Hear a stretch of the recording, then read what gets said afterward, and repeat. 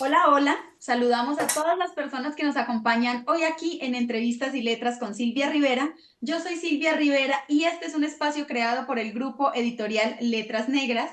Bienvenidos a todos. El día de hoy nos encontramos para realizar una entrevista muy especial. Estamos con algunos de los autores de la colección de cuento uruguayo de zambas y gauchos. Sebastián, Ed, Eleonora, bienvenidos. El espacio es todo para ustedes.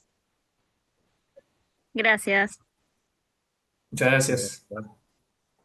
Bueno, ¿qué les parece si para empezar con esta entrevista hablamos un poquito de quiénes son ustedes, de dónde son, cómo llegan a las letras, un poquito de esa biografía secreta que seguramente mis oyentes están ansiosos por escuchar? Sebastián, no sé si tú quieras empezar. Bueno, sí, comienzo. Bueno, vivo en Montevideo, en el barrio Villa del Cerro, barrio histórico de Montevideo y del Uruguay. Toda mi vida aquí, tengo casi 42 años. Soy docente de literatura en secundaria.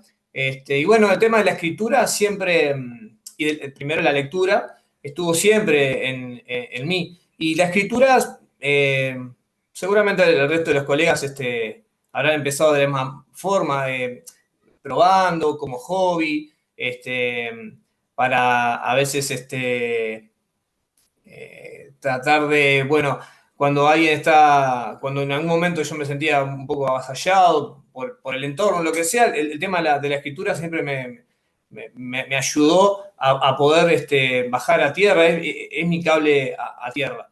Y bueno, el tema de la escritura en realidad para aplicar no estuvo en mi cabeza de temprana edad, sino que bueno, escribía solamente por placer y porque considero que estaba pronto para salir a la luz. Hasta que bueno, hace unos años pude editar mi libro de narrativa, en el cual, bueno, allí sí ya me considero Sebastián, dame un un momentico exhibidor.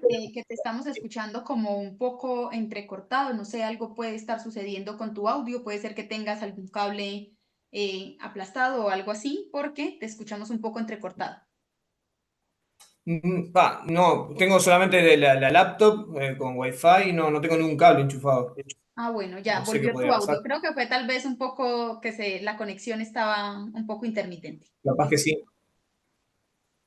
Bien, y bueno, para terminar lo que estaba diciendo recién, es que bueno, pude sacar recién hace poco, imprimir mi primer libro de narrativa, que bueno, ya me considero que, porque consideraba que el producto ya estaba pronto para salir, y bueno, aquí en Montevideo y en otros departamentos del Uruguay, fue donde lo difundí y la verdad tuvo una aceptación y una llegada muy buena y eso me dejó muy contento para seguir escribiendo y leyendo también, leyendo a colegas que hay en Uruguay muy buenos escritores y bueno, básicamente es eso como modo de presentación. Sebastián, perdón, ¿son cuentos o es novela? Pues ya me dio curiosidad, Cuentos, te podrás cuentos. imaginar. Cuentos, sí, sí. No, es un libro de cuentos que en su primera edición del 2020 contaba con 8 relatos y en una segunda edición que hice el año pasado, además de agregarle un contenido multimedia en el cual se puede acceder a través del marcador de páginas o un código QR que te lleva a mi canal de YouTube y ahí poder disfrutar de 10 relatos, porque le agregué 2 cuentos más a la segunda edición, además de un prólogo de un colega escritor como es José Arenas. Y bueno, también unas palabras mías que en la primera edición no quise sesgar la lectura la lectura de nadie, entonces, bueno, ya en una segunda edición sí me animé a hacer algunas apreciaciones sobre el libro. No sé si Pero me sí, me puedes pareció. Me gustan muchísimo los formatos híbridos, cuando uno tiene la posibilidad de ir hacia otros espacios en donde pueden haber o más cuentos o pueden haber narraciones o fotografía. Creo que le aporta muchísimo a los libros y sería muy rico poderme contactar contigo para conseguir tu obra. La verdad es que es mi primer acercamiento a literatura uruguaya y pues estoy muy como muy interesada en ampliar mi lectura latinoamericana, entonces sería muy bueno poder adquirir tu libro. Con mucho gusto, con mucho gusto. Ed, no sé si quieras seguir tú contándonos un poquito de quién eres tú. Bien, bien. Bueno, supongo que soy el mayor acá, tengo 51 años, tengo ese nombre un poco raro que ves ahí, Ed, es efectivamente mi nombre. Este, y nada, un poco lo de Sebastián, supongo que nos pasa a todos, ¿no? Empezamos leyendo. Para mí, acá en Uruguay había una colección que era, creo que era argentina, llamaba la colección Robin Hood, que eran unos libros de tapa dura, tapas amarillas, donde vos tenías clásicos, no sé, ponele todo Salgari, todo Julio Verne, clásicos, clásicos para niños, jóvenes, lo que fuera. Eh, que eso había una biblioteca enorme, enorme para un niño, ¿no? Eran como 100 títulos que tenía uno de mis tíos. Y después que me prestó el primero y se lo devolví, me dio como acceso directo. Entonces yo terminaba de leer una novela, iba a su casa, si no estaba metido, estaba mi tía, le decía, mirá que dejo esta, me llevo esta otra. Eh, la primera televisión en mi casa estuvo cuando yo tenía 11 años. Entonces leer era mirar, como mirar las historias. Eso es glorioso. Y entonces, nada, no sé, en algún momento, alrededor de los 17, 18 años, empecé con eso, ¿viste? Una cosa que primero era como una especie de diario, en esos días que sentías que había algo que no podías decir hablando o que no tenías a quién, entonces cuando uno escribe un diario se hace el cuento de que escribe para uno. En realidad, siempre está esperando que alguien lo lea. Este, eso después fue derivando con los años, a forma, intenté con el verso, en algún momento hicimos con algunos amigos lecturas de poemas y eso, pero creo que era malísimo. En realidad hace como unos 5 años con unos amigos, un amigo tenía un blog que se llamaba Viciados de Nulidad y ahí escribía noticias, cuestiones humorísticas, cosas, empezamos a jugar. Yo escribía una vez por semana, lo que hacía era agarraba un disco que me gustara mucho, a mí la música es como el oxígeno, entonces suponte un disco, agarraba la lista de temas, y entonces jugaba con las noticias de los últimos 15 días y o los nombres de los temas o pedacitos de la letra y mezclaba una cosa con otra. Este, muy loco aquello, ¿viste? Pero bueno, progresivamente eso fue derivando a que tres nos dimos cuenta de que la crónica, la cosa se nos iba al formato cuento. Como decimos en Uruguay, nos dimos 4 manijazos y el 20 de diciembre del 2020 empezamos a publicar, tenemos una página que se llama La Máquina de Contar y todos los lunes subimos un cuento. Es decir, en 3 años, cada uno de nosotros ha subido 50 cuentos distintos, donde hay cuentos que están bien y hay otros que son como ejercicios, intentos de... y bueno, de eso fui derivando como una cosa a otra, de eso fui derivando a que algunos cuentos ya eran largos, a partir de un cuento que alguien me decía parece el primer capítulo de una novela, se transformó en el corazón de una novela que está bastante encaminada para que se publique este año. Ahora me pasé en enero terminando la primera versión de una segunda novela. Y nada, vengo por ahí, es esa cosa, escribir es como lo mismo que leer, armarte una historia, un mundo, un universo donde te podés meter, que siempre es mejor que el mundo de todos los días. A mí la literatura también me pasa que me llega mucho por lo que leo, pero como además doy clases también de pedagogía para aquellos que quieren ser maestros y profesores, el hablar de libros, de cuentos, de series, de películas, todo lo que sirva para pasar conceptos a cosas concretas que hayan podido ver, me viene bien. Y nada, por ahí vengo circulando también. Cuando me llegó esta convocatoria, mandé el cuento a ver qué pasaba. Debo decir que metido en el mundo de las novelas, cuando vi 1800 palabras dije, ay, no. Pero bueno, por ahí, más o menos por ahí. Qué rico, me gusta mucho encontrarme con profes escritores o escritores que también son profes, porque creo que es un esfuerzo muy grande porque el mundo de la docencia es un mundo difícil, creo yo.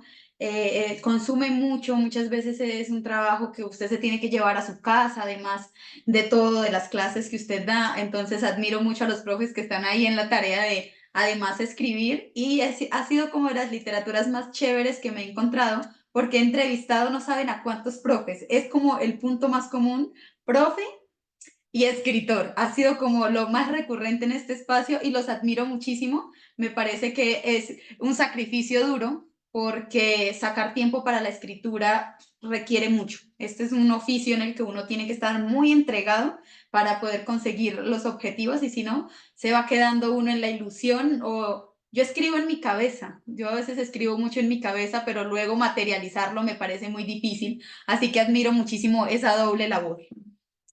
Eleonora, cuéntanos un poquito acerca de ti, por favor. Bueno, en mi caso, me gusta escribir y lo hago desde que era niña. Al principio eran poemas, que creo que era un poco una forma de, capaz las típicas cartas que uno le hacía a los padres cuando era chico, como que ya pasaba al formato poema, eran un poco eso. Después fui creciendo y eran canciones que estaban en realidad como muy enfocadas en las canciones que me gustaban y eran bastante plagio en realidad las cosas que hacía porque tenían mucha fuente de inspiración en las canciones que me gustaban, poniéndole como una cuota mía.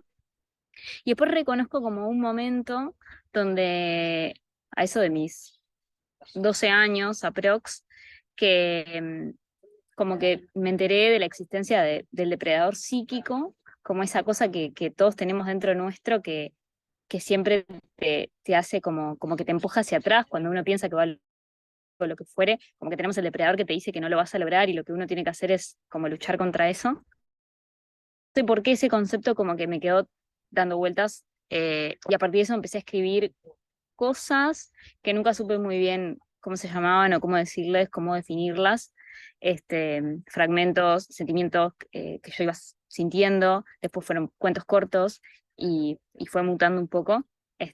Sigo sin saber cómo se llama, pero sí sé que me gusta hacerlo mucho. Y bueno, esta es la primera vez que se me dio la oportunidad de que mi cuento quedara seleccionado en alguna convocatoria y poder verlo en un formato físico que para mí fue alucinante verlo impreso. Ay, te voy a regalar un nombre para como para ese espacio de limbo. Y no, no es un nombre que me invento yo, lo inventa una escritora emergente ecuatoriana que se llama Yes, y ella le llama a su libro Pensamentario. Es Ahí ese, va. es esa posibilidad de escribir los pensamientos que no se definen si es poesía, si es cuento, si es nada, es simplemente el ejercicio de plasmar los pensamientos y ella hace toda una obra llamada Pensamentario y ahora yo a todo el mundo le digo, armen sus pensamentarios, ya tiene nombres de espacio de limbo que no sabe uno definir qué obra es esa, pero que termina consolidándose como una obra de nuestros propios pensamientos. Ahí te regalo Me gusta el concepto. sacada de alguna parte. Bueno, muchísimas gracias a todos.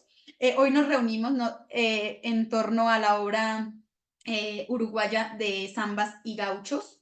Me gusta mucho el nombre, la verdad es que tuve que averiguar un poco más sobre qué eran los gauchos, porque a pesar de ser como países muy cercanos de Latinoamérica, creo que Uruguay es uno de esos países que menos tenía en mi mapa mental. Creo que uno tiene a sus alrededores más cercanos o tal vez los países latinoamericanos con los que más se conecta, por ejemplo, en mi caso sería como México, Ecuador, lo que está más cerca, entonces tuve que hacer la tarea y por eso me gusta como acercarme a la literatura de otros lados, porque por ejemplo el cuento de Ed me llevó a otro lugar, a otra jerga, a otro espacio, tuve que ir a ver qué estaba pasando para poder estar en contexto y es muy bonito el ejercicio porque creo yo que invita a la investigación como entre vecinos, ¿no? A saber quiénes son nuestros vecinos, qué están haciendo, qué están pensando, qué están sintiendo. Y estas colecciones permiten eso, saber un poquito más de lo que pasa en otro lado y darse cuenta que terminamos teniendo un sentimiento colectivo, todos terminamos siendo humanos y nos sentimos como profundamente tocados por la literatura de otros, en este caso sus cuentos. Creo yo que hoy me tocó la lectura de cuentos o nostálgicos o muy tristes o violentos, ¿cierto? Hoy esta mañana de lectura fue como ahogarme un poquito más en sus palabras y eso es especial, pero al mismo tiempo es sobrecogedor. Como esta es una colección de cuentos, quisiera hablar un poquito más de la relación que cada uno de ustedes tiene con el cuento. Y esto que son cuentos cortos. El cuento corto es creo yo, uno de esos formatos difíciles de abordar porque tienes muy poquito espacio para lograr contar una idea que no solamente le diga algo al lector, sino que lo permita remontarse a otro espacio, a otras sensaciones, tal vez a otros textos, a eso que no puede meterle todo uno en un solo texto, ¿no? Ahí está como, tengo que contar algo muy breve, pero esa brevedad tiene que ser trascendente de alguna manera. Entonces quiero saber un poquito más de la relación que ustedes tienen con este formato de escritura que los convoca hoy a esta entrevista. No sé, el que quiera empezar por mí estaría perfecto. Bueno, sí, para seguir la línea, puedo comenzar yo. Bueno, en realidad el cuento breve, a mí en particular me gusta mucho. Yo soy un gran admirador de Julio Cortázar, soy cortázariano, y él ahora en estos días ya se acercan 40 años de su fallecimiento, a 12 de febrero, y él decía, cuando le preguntaban sobre la novela y sobre los cuentos, decía, bueno, más allá de la televisión, que tiene la novela en capítulos, más allá de la expresión que diferencia la novela de cuento, es que mientras que la novela gana por puntos, haciendo esa analogía con el boxeo que hacía Cortázar, mientras que la novela gana por puntos, el cuento debe ganar por no. Por eso también tiene muchísima es una narrativa breve y tiene ese impacto del que tú estás haciendo referencia recién, que lo debe tener, porque está totalmente concentrado en muy poco espacio, una página, debe estar concentrada y la tensión del, del relato, el desarrollo del mismo, la presentación, la combinación en un espacio muy breve. Entonces, bueno, es una tarea bastante difícil, porque hay que, por eso a mí me pasa eso, de elegir la palabra exacta, lo que uno quiere realmente decir para no caer en abundancia de adjetivos que son totalmente innecesarios para el cuento breve, que sí son totalmente requeridos en la novela por su extensión. En el cuento hay que elegir la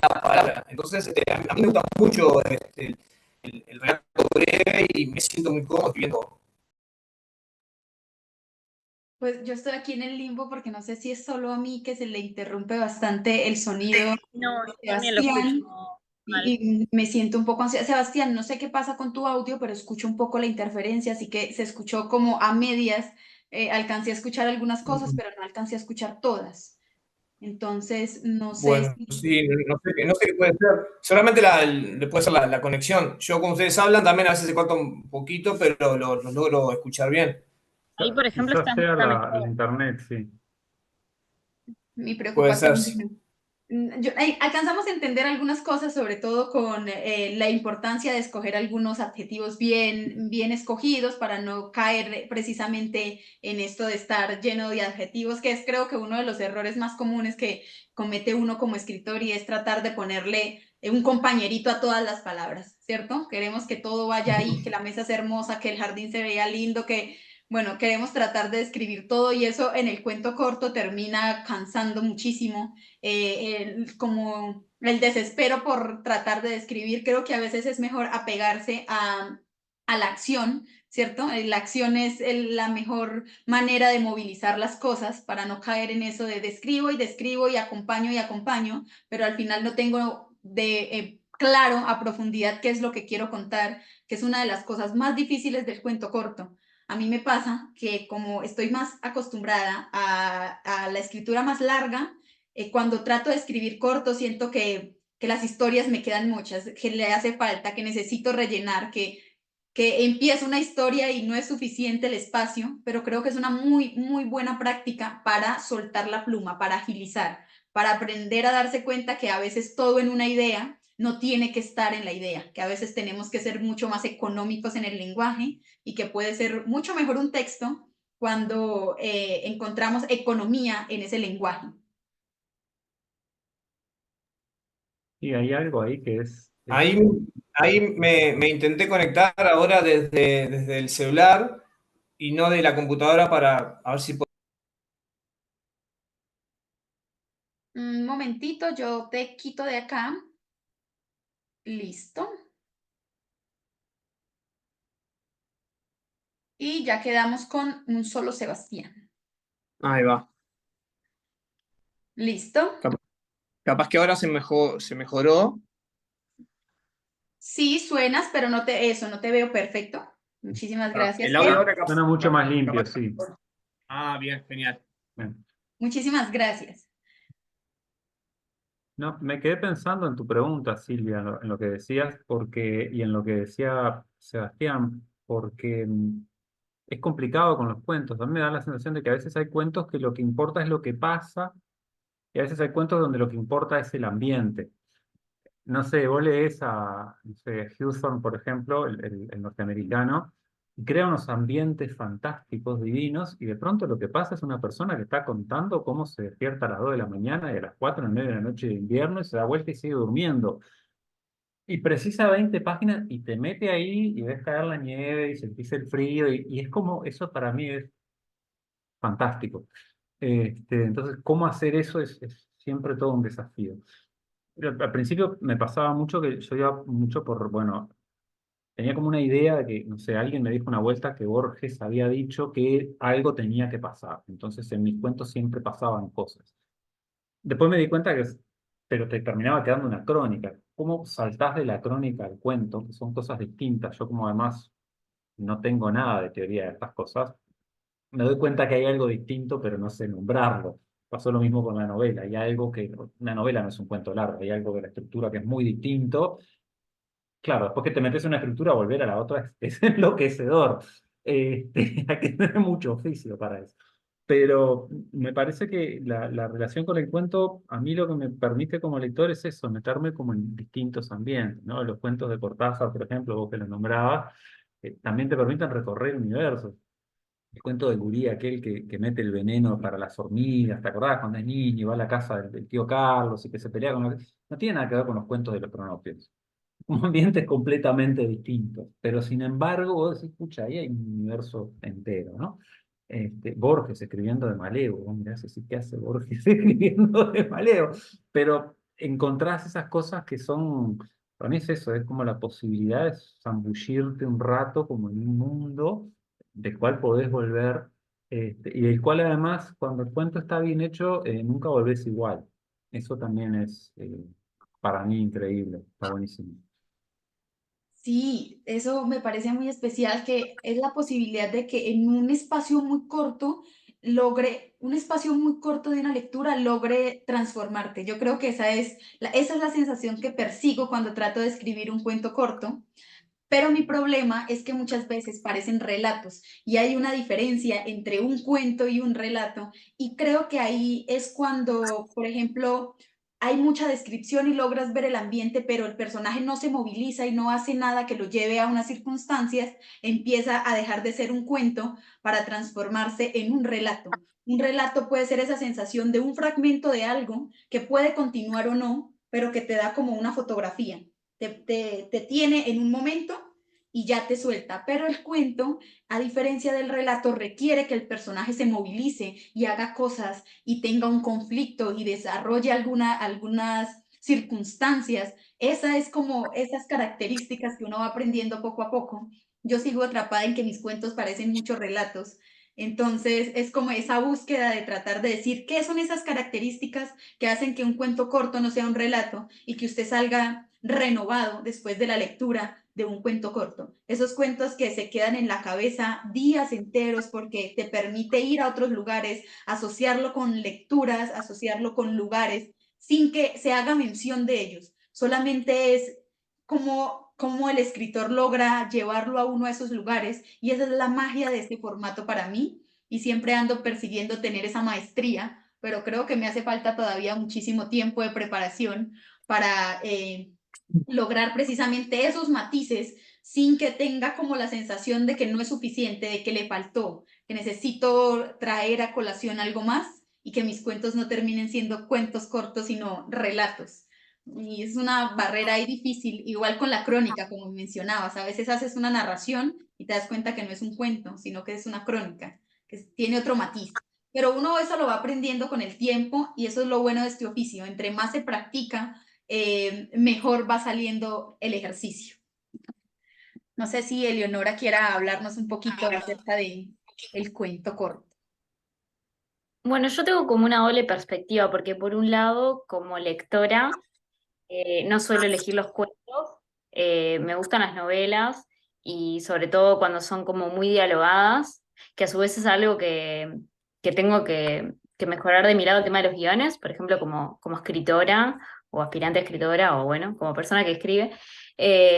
No, es una cosa que me parece que no se me da bien, el uso de los diálogos, me parece que me quedan forzados o inverosímiles. Eso es lo que a mí me gusta leer como lectora, novelas súper dialogadas. Y en mi forma de escribir, en esto que les decía hoy, de que no sé muy bien de qué manera clasificarlo o catalogarlo, que tampoco es una cosa que me quite el sueño, porque en realidad tampoco es que necesite ponerle un nombre, sí se acerca más como al cuento, o ahora que los pusiste así, Silvia, capaz al relato. Ahora que hiciste esa definición, me parece que le puede como entrar bien a mi tipo de escritura. Y me gusta eso de la síntesis. Hoy que decía no sé cuántas palabras, qué difícil plasmarlo. Bueno, para mí sería al revés. Si me dijeran tiene que tener mínimo tantas palabras, me costaría llegar a eso, como bien opuesto. No sé si capaz, Sebastián, alguna vez se cruzaron con alguna convocatoria de perspectiva del medio que hacía, ahora creo que no las hace más, unas convocatorias de 1000 caracteres. Que 1000 caracteres es un párrafo así. Entregaron un premio ayer o antes de ayer. Ah, sí, está bueno. Yo pensé Sí, que. yo prendí justo y dije, mirá en lo que andan. No, no puedo Ah, ni mirá. pensar en eso. 1000 caracteres, no. Tampoco. Bueno, a La mí lista de supermercados, no. yo participé de varios y me encantó como la idea de sintetizar en eso que es realmente muy, muy, muy corto. Y ya te digo, a mí me complicaría mucho más que me pusieran un mínimo, por ejemplo, en una convocatoria. Sí, Ay, yo con respecto a eso, ahora que se me escucha mejor, voy a aprovechar a hablar. Sí. Bien. Primero, estamos de zambas y gauchos, cuentos contemporáneos uruguayos, y citamos a dos argentinos.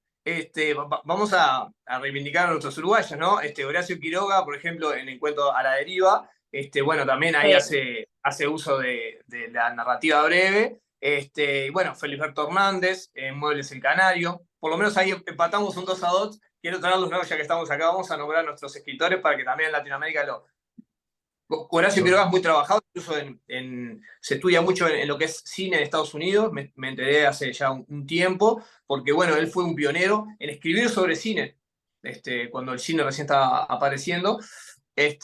Y después, bueno, Felisberto, que nosotros en su época no fue tenido en cuenta y se empezó a revalorizar desde hace muy, muy, muy poquito tiempo y bueno, cualquiera de los dos son unos maestros en el cuento corto, en el largo o en la novela, sobre todo en el caso de Quiroga, no de Felisberto, que siempre estuvo ahí en la narrativa. Después, yo tengo a mí me hace ruido, en el buen sentido, ¿no? Porque me encanta este intercambio de pensamientos con gente que se está dedicando a lo mismo que yo. Lo que decía la colega sobre, bueno, no sé cómo clasificar y no importa, que ya incluso lo dijo, no me quita el sueño. No te tiene por qué quitar el sueño porque los escritores, eso es lo que nosotros leímos, que leemos y leímos, hemos leído, escribían, exponían su mensaje, qué quiero Claro. comunicar, desde dónde lo quiero comunicar. Sí, ¿me ibas a decir algo? No, que tal cual, estoy, sí. Ah, está. No importa. Después viene toda la gente, que son los críticos literarios, que son los que comienzan a clasificar ciertos textos. Si vamos por ejemplo, y me pasa a mí como docente, que en quinto año está William Shakespeare como autor. Entonces lo clasifican en el programa oficial de secundaria aquí en el Uruguay. Dice, bueno, teatro renacentista.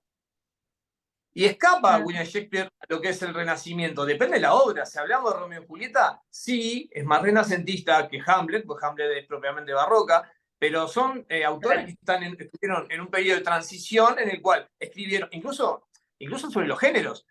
Los textos originales de Romeo y Julieta, Hamlet, Macbeth, son obras de teatro, pero están escritas en verso. Entonces son géneros híbridos. No hay manera de clasificar en género dramático a Shakespeare, porque estás dejando escapar toda la parte de la versificación, de la lírica. Entonces, eso de la clasificación es por toda una gran corriente que sobre todo se empezó a dar allá por el siglo XIX y sobre todo en el siglo XX, ya con Barthes, Gerard Genet, que se dedican a la teoría y a la crítica literaria. Y bueno, y hoy a nosotros nos obligan a decir, bueno, a ver, esto que estoy escribiendo, cuando me pregunten cómo lo clasifico, ¿dónde lo meto? No tengo idea. Y eso es lo interesante, me parece la cuestión. Si yo no puedo clasificar mi propia obra, que la clasifique otro. Yo la escribí, ya dejó de pertenecerme una vez que salió de mí. Entonces, ahí es donde se da esa dialéctica entre el lector, que yo no lo voy a escuchar, porque nos va a leer en un tiempo muy alejado, y seguramente a través de las redes podemos llegar a comunicarnos y decir, mira, leí tu cuento, tu poema, tu novela, e intercambiar, pero no se puede hacer con un autor, por ejemplo, no vivo. No, me quedé pensando en eso que decías, por dos o tres cosas. También a partir de lo que decía Silvia, ¿no? Hoy cuando hablabas de la diferencia entre cómo separaría un relato de un cuento, ¿no? Y lo primero que pensé fue justamente en Quiroga, ¿no? Hay un cambio, el hombre pisó algo blanduzco y sintió la mordedura, ¿no? De ahí para adelante sabes que la peripecia es la del personaje, ¿no? No tanto lo que pasa. Sí. Eso me gusta muchísimo. También me quedé pensando, bueno, sí, hay muchos cuentos, me gustan mucho las novelas de Onetti, por ejemplo, los cuentos de Morosoli son tremendos, el Baudelaire, los Sí, albañiles de sí, los Tapes, yo creo que es, ves aquellos paisajes y decís, eso, ¿no? Los ves a los paisajes, los sentís, te duelen los huesos el frío ese. Y eso me parece que es como bien interesante.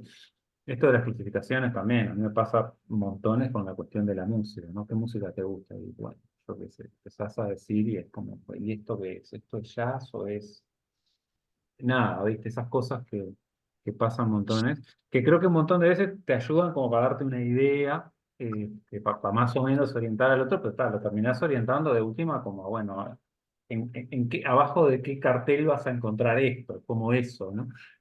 Pero puede estar en otro lado, ¿no? Yo qué sé, parece que eso es como bien interesante de hacer y de cómo pasa. Sí me parece eso que decía Silvia, que bueno, que alguna cosa tiene que quedar. Y vos te das cuenta en eso, ¿no? Como lees algo y de pronto está bárbaro y está lindísimo, pero no te pasa nada. A veces lees algo y dices, mira, acá hay algo como potente, ¿no? Como una voz propia y eso es bien interesante cuando pasa, ¿no? Como pensando en eso también a partir de lo que vos decías. Eleonora, quiero aprovechar antes de que se nos escape Eleonora, que en este momento está premurosa en el tiempo. Quería hablarte, aprovechando que estás aquí, un poquito acerca de cartas de una nieta a su abuela, antes de que te vayas, porque no me quería quedar con la sensación. Qué dale. cuento tan hermoso, qué cuento tan hermoso. Creo que es un cuento muy, pero muy nostálgico, no solamente porque puede ser literalmente la relación entre una nieta y su abuela, sino que relata la ausencia, relata la sensación que deja la ausencia de un ser querido, el ya no tener un cuerpo, ya no tener unas facciones, la sensación que implica estar acompañado por alguien. Y creo que es un cuento que puede acompañar la pérdida de muchas personas independientemente de a quién pierdan. Creo que escribirle a las personas que ya no están es un ejercicio valioso que ayuda en el proceso de sanación de la ausencia, de la muerte, de afrontar la muerte de alguien. Y creo que estuve con la lágrima todo el rato aquí con esa sensación de qué difícil es la ausencia, qué difícil es entender lo que significa la muerte. Tu cuento tiene tres momentos diferentes, un momento previo, un momento post y luego ya en el tiempo, ¿cierto? Cómo se maneja Tal la cual. ausencia a lo largo del tiempo y eso me pareció bellísimo porque yo como persona que tiene una relación muy extraña con la muerte, nunca he logrado entender muy bien todo el ritual de la muerte, me siento incómoda en torno a, creo que no lo evocaste, al menos para mí, de forma negativa, ¿cierto? Casi siempre encuentro en la idea de la muerte mucho temor. Y aquí lo que encuentro es, ¿cómo le diría yo? Nostalgia. Evocar las sensaciones desde escribir y traer al presente. Me encanta cuando le escribes que tal vez estás errada en el tiempo, porque le escribes a alguien como si todavía existiera. Y creo que tenemos como ese poder. Cuando traemos a las personas al presente, están ahí independientemente de que su cuerpo físico no esté, porque creo yo que en fin de cuentas la existencia no se limita al cuerpo físico.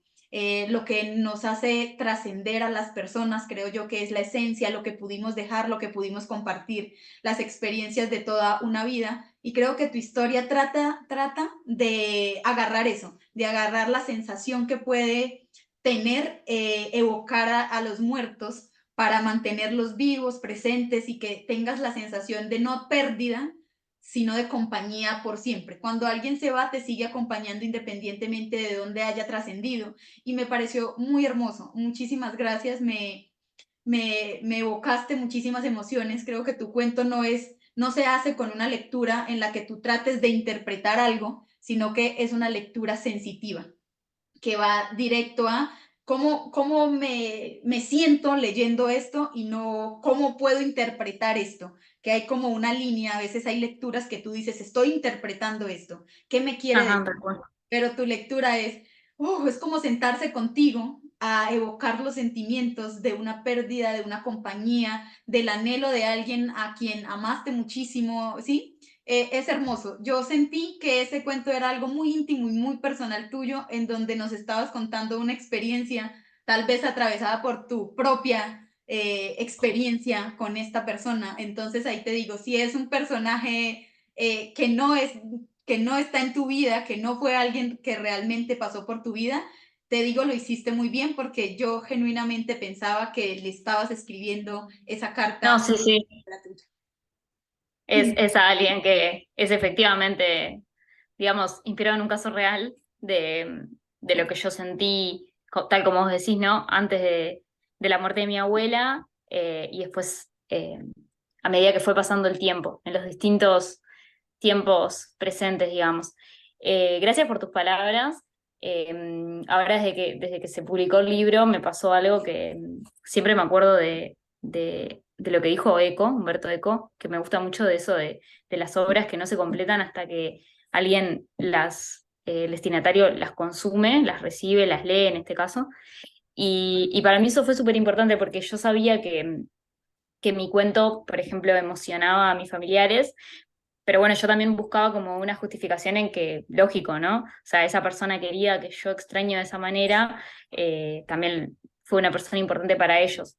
Ahora que expandí, digamos, el conocimiento del cuento y que otras personas que son más distantes de mí o que incluso no me conocen lo leyeron, eh, como que me permitió darle ese cierre al que refería Eco de para mí quedarme satisfecha con que la historia no tenías por qué conocerme ni a mí ni a mi abuela, porque otros me demostraron que los hacía recordar sus propios duelos. Y otra cosa importante también que me parece bueno de las conversaciones que se dieron después de esto con las personas con las que fui hablando es cómo uno, y esto trasciende, digamos, la escritura o la lectura, pero es un concepto que me gusta, de cómo uno, cuando está cerca del fallecimiento de un ser querido, en realidad piensa mucho en uno mismo, ¿no? En qué voy a hacer si no está, en cómo lo voy a extrañar, o cómo me voy a sentir, o qué sé yo, cuando, cuando en realidad, lógicamente, es un sentimiento como súper egoísta. Bien lo digo, ¿no? Porque cada uno está pensando en eso, pero bueno, hacer como ese clic de qué es lo que está pensando esa persona. Yo pensaba, ¿no? En el momento en que mi abuela estaba en CTI, era como ese sentimiento de que se pueda ir tranquila y termine el sufrimiento de la enfermedad que estaba viviendo, y al mismo tiempo uno mismo que dice, ay, no, algún día más, volver a que me cuentes algo, yo contarte algo, darte más atención, por esas cosas que uno a veces va relegando. Yo lo decía ahí, ¿no? Como tengo que estudiar, como una cosa siempre muy usual en mí, y que uno a veces con el diario de lunes después piensa, ¿por qué no dediqué esos tiempos? Pero bueno, me parece también eso de la escritura, de la lectura en general, que está buenísimo que dé lugar como a estas instancias de reflexión entre las personas que consumen esas obras. Este, así que bueno, me quedé muy contenta con la publicación y que causara esto. Y gracias por tus palabras. A ti, gracias por tu cuento y espero que acompañe a muchísimas más personas en el luto. Creo que el luto es un momento en el que uno se siente absolutamente solo y tan devastado que piensa que es la única persona que tiene todo ese sentimiento y como todo ese dolor ahí puesto en el pecho que no lo deja respirar, y hacer una lectura de cómo otros viven su duelo. Creo que es una buena forma de vivir un duelo acompañado por las palabras y por personas distantes. Eso es lo bello de esto. Por eso te decía que me encanta abrirme, porque tal vez eso que yo siento aquí es lo que sienten muchísimas otras personas a las que no conozco y no sé quiénes son, pero que comparten ese sentimiento de lo humano, del miedo a la pérdida. Entonces logras atrapar precisamente ese momento, y al compartirlo creo yo que lo hace especial para muchísimas más personas. Así que muchísimas gracias por acompañarnos y pues por compartirnos un poco de tu escritura. Bueno, gracias Silvia y a los demás. Disculpen, pensé que iba a ser una instancia como un poquito más corta, entonces me tengo que ir. Me gustó mucho escucharlos, los voy a leer, que honestamente no lo he hecho, pero me gustó escucharlos, así que seguramente me van a interesar mucho sus cuentos. Eh, y bueno, les deseo lo mejor en este camino compartido en el que estamos todos. Igual para ti. Igual para vos también. Que estés Chao, que te bien. vaya Chao. muy bien. Chao, chao. Bueno, a mí no se me perdió el hilo de lo que estábamos hablando. Estábamos hablando de cómo se definen un poco los relatos o los cuentos, y hablábamos de que a veces no podemos catalogar nuestra propia literatura, y yo creo que yo tuve una etapa en la que también pensaba mucho en yo quería que mi literatura no tuviera un sitio que fuera, bueno, ya saben, uno tiene muchas aspiraciones literarias, y me di cuenta poco a poco, introduciéndome en el mundo editorial, que es un mundo totalmente distinto, en donde seguir esos parámetros ayuda precisamente a que llegues a los lugares correctos. Entonces yo siempre digo, no se preocupen sí porque tengo que encajar en algo, pero si su camino literario los lleva definitivamente a las editoriales tradicionales, a la literatura canon, pues aprendan un poco como al parámetro de lo que quieren escribir, porque hay gente que hizo genialidades en ese mismo formato y enseñó herramientas y mostró caminos, y uno va convirtiendo esa técnica en un híbrido propio y va encontrando la manera de que, aunque uno sienta que su literatura no tiene un sitio, sí lo tiene, porque ya se ha hecho mucho en la literatura. Entonces mi invitación a veces es: no tengan miedo de escribir lo que quieran, pero también aprendan de esos formatos preexistentes, porque le ahorra a uno muchísimo tiempo. Cuando te dicen esto es una convocatoria de novela, no te están diciendo es convocatoria de cuento largo, no, es convocatoria de novela, tiene unos elementos, tiene una métrica, tiene un ritmo, y son elementos que han sido tan estudiados y que te ahorran muchísimo camino.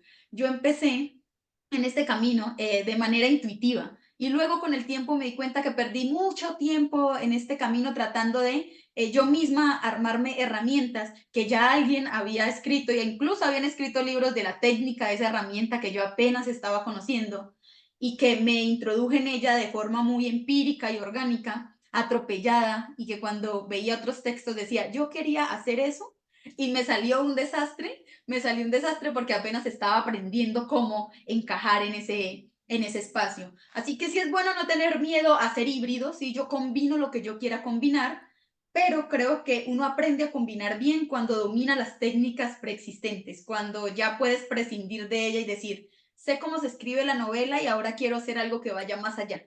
Eso es un poco como ir alternando mis propios deseos por innovar con lo que ya existe, porque a veces la editorial lo único que quiere es que ahorrarse trabajo de organizar toda la estructura de una novela, porque todo el mundo editorial es un poco cuadriculado, ¿cierto? No hay mucho de creatividad ahí, hay unas maquetas y unas cosas que simplemente necesitan que el texto quepa ahí. Y cuando tú haces que tu texto quepa ahí, la editorial te dice, sí, ahí está, funciona para nosotros, tráelo.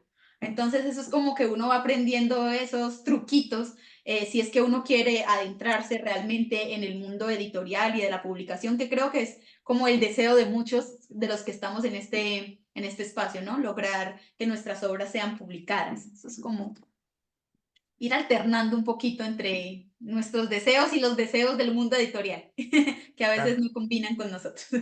Sí, eso que estás diciendo, por supuesto, yo me refería no a que no es válida el categorizar o encasillar nuestra obra en alguno de los géneros, subgéneros o lo que sea. Sí es muy necesario.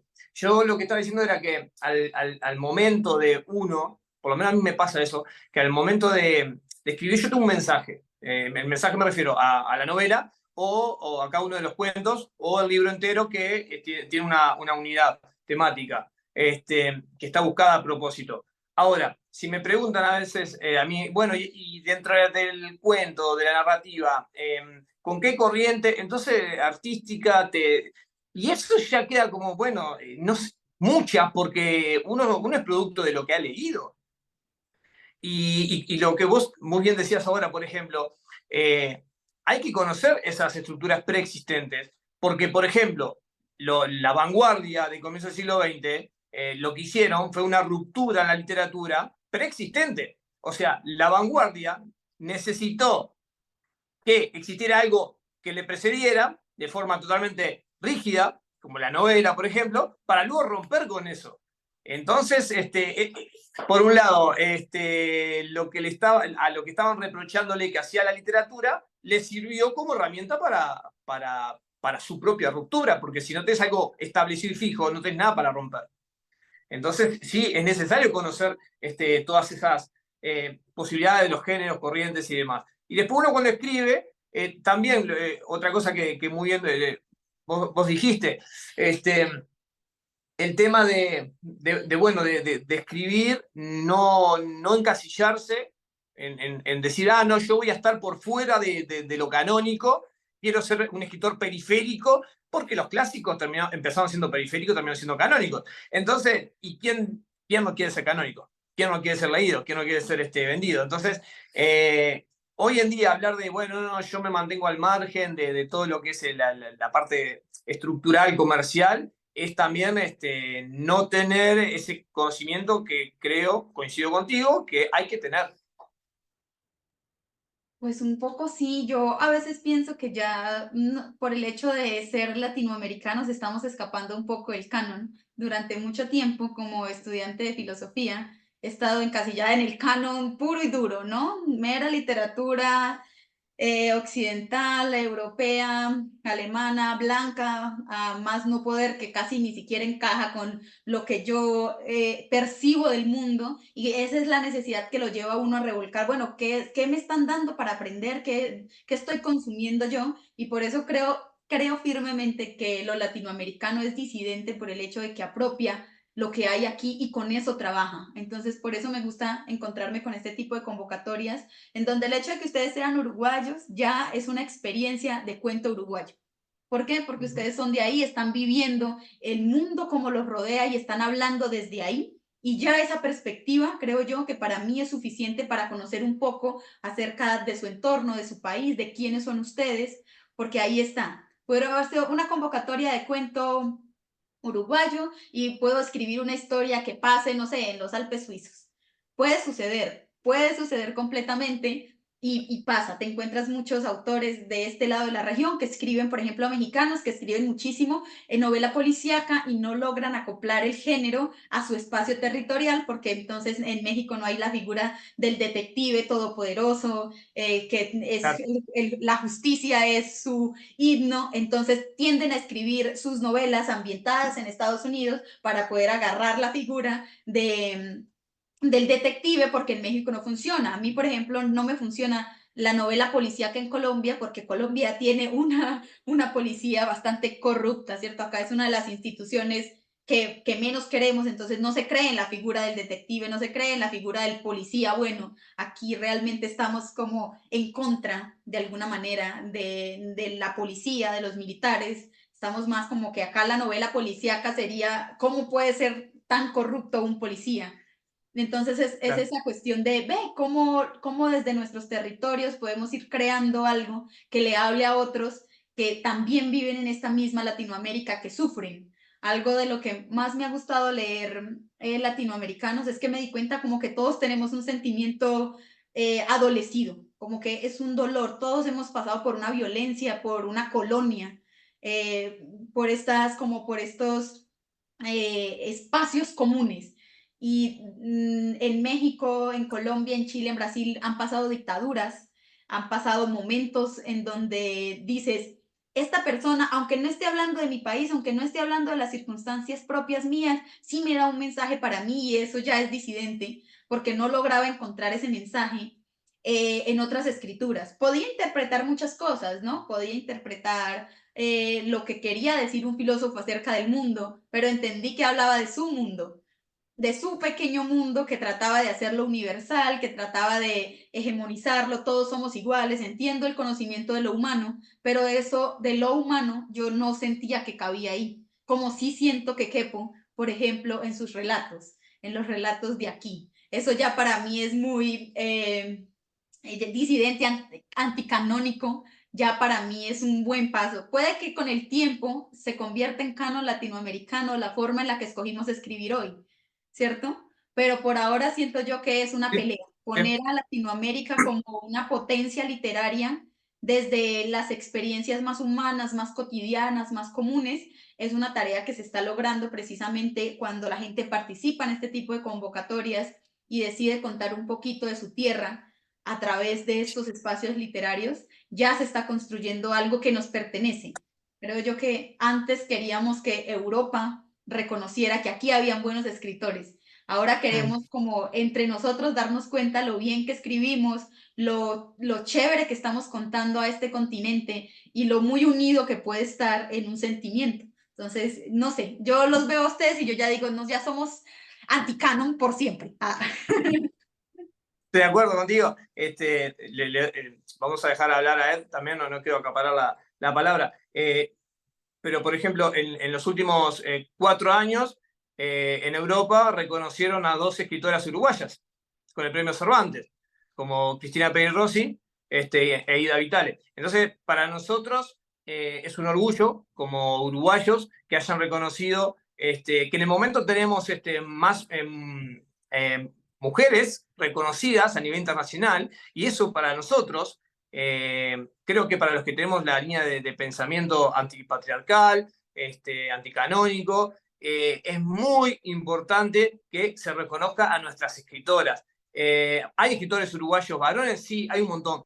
Pero sinceramente que hayan reconocido a Cristina y como a Ida, yo creo que es un mensaje que se está dando desde Uruguay, o sea, desde Europa, pero teniendo en cuenta Uruguay, y Uruguay es en esas 2 mujeres simbolizando a todo el movimiento latinoamericano que se está movilizando en contra de ese patriarcado machista y demás. En algunos países todavía parece que siguen viviendo 100 años antes, en una forma totalmente anacrónica. En Uruguay se ha avanzado muchísimo en leyes, muchísimo, por suerte, pero falta, porque aquí todos los días hay en los informativos, nos enteramos de chicas que fueron, bueno, o abusadas, como el tema de mi relato, o asesinadas por su pareja y demás, y siguen existiendo esas actos micromachistas y macro también, que bueno, esperamos, lo repudiamos desde aquí. Ahí creo que estamos todos, quiero creer que estamos todos en esa línea de pensamiento, y bueno, hay que dar una fuerte batalla para que una vez por todas se termine eso. Me quedé pensando en alguna cuestión a partir de lo que decías, más allá de estar de acuerdo con lo que vos planteás ahora, Sebastián. Seguimos siendo una sociedad que mata a una mujer cada 9 días. Sí. Tan duro como eso, ¿no? Pero no, lo que me quedé pensando es esta cuestión de... eh, vos decías recién, ¿no? Lo latinoamericano como disidente, un montón de cosas, y es tremendo, pero yo pienso montones, yo por una cuestión de uno de mis trabajos he tenido la oportunidad de recorrer todo el país. Y a mí una de las cosas que me encanta de Uruguay es que es un país chiquitito, muy poco habitado, y que son como 3 millones de países. Que vos te corres y vas viendo eso, ¿no? Algo de lo que pasa con esto del cuento mío, en realidad es como eso, ¿no? En realidad es uno de muchos cuentos de 2 tipos que recorren el norte y lo más parecido a campaña posible, ¿no? Esa vida de los pueblos pequeñitos del interior uruguayo, de las cuestiones de las distancias, y una cosa como muy por ese lado, y que es bien distinto. No sé si vos has tenido esa oportunidad, Sebastián, pero vos te movés y ves el acento de Bella Unión no es el de Artigas, no es el de Rivera, no es el de Cerro Largo, no es el de Rocha. El litoral habla distinto de acento, y vos mirás y decís, pucha, de Montevideo a lo más lejano tenemos al norte de 500 kilómetros. Eso lo decís en ¿Mm? cualquier otro país de América Latina y es como, estás jodiendo, man. Yo imagino que en los demás países debe ser tremendo, ¿no? Ves alguna cosa de Colombia a veces y oís hablar de La Guajira y del llano y de la costa y vos decís, está, eso deben ser unos mundos, además de fascinantes, Claro. terriblemente diferentes, terriblemente en el sentido de muy diferentes, ¿no?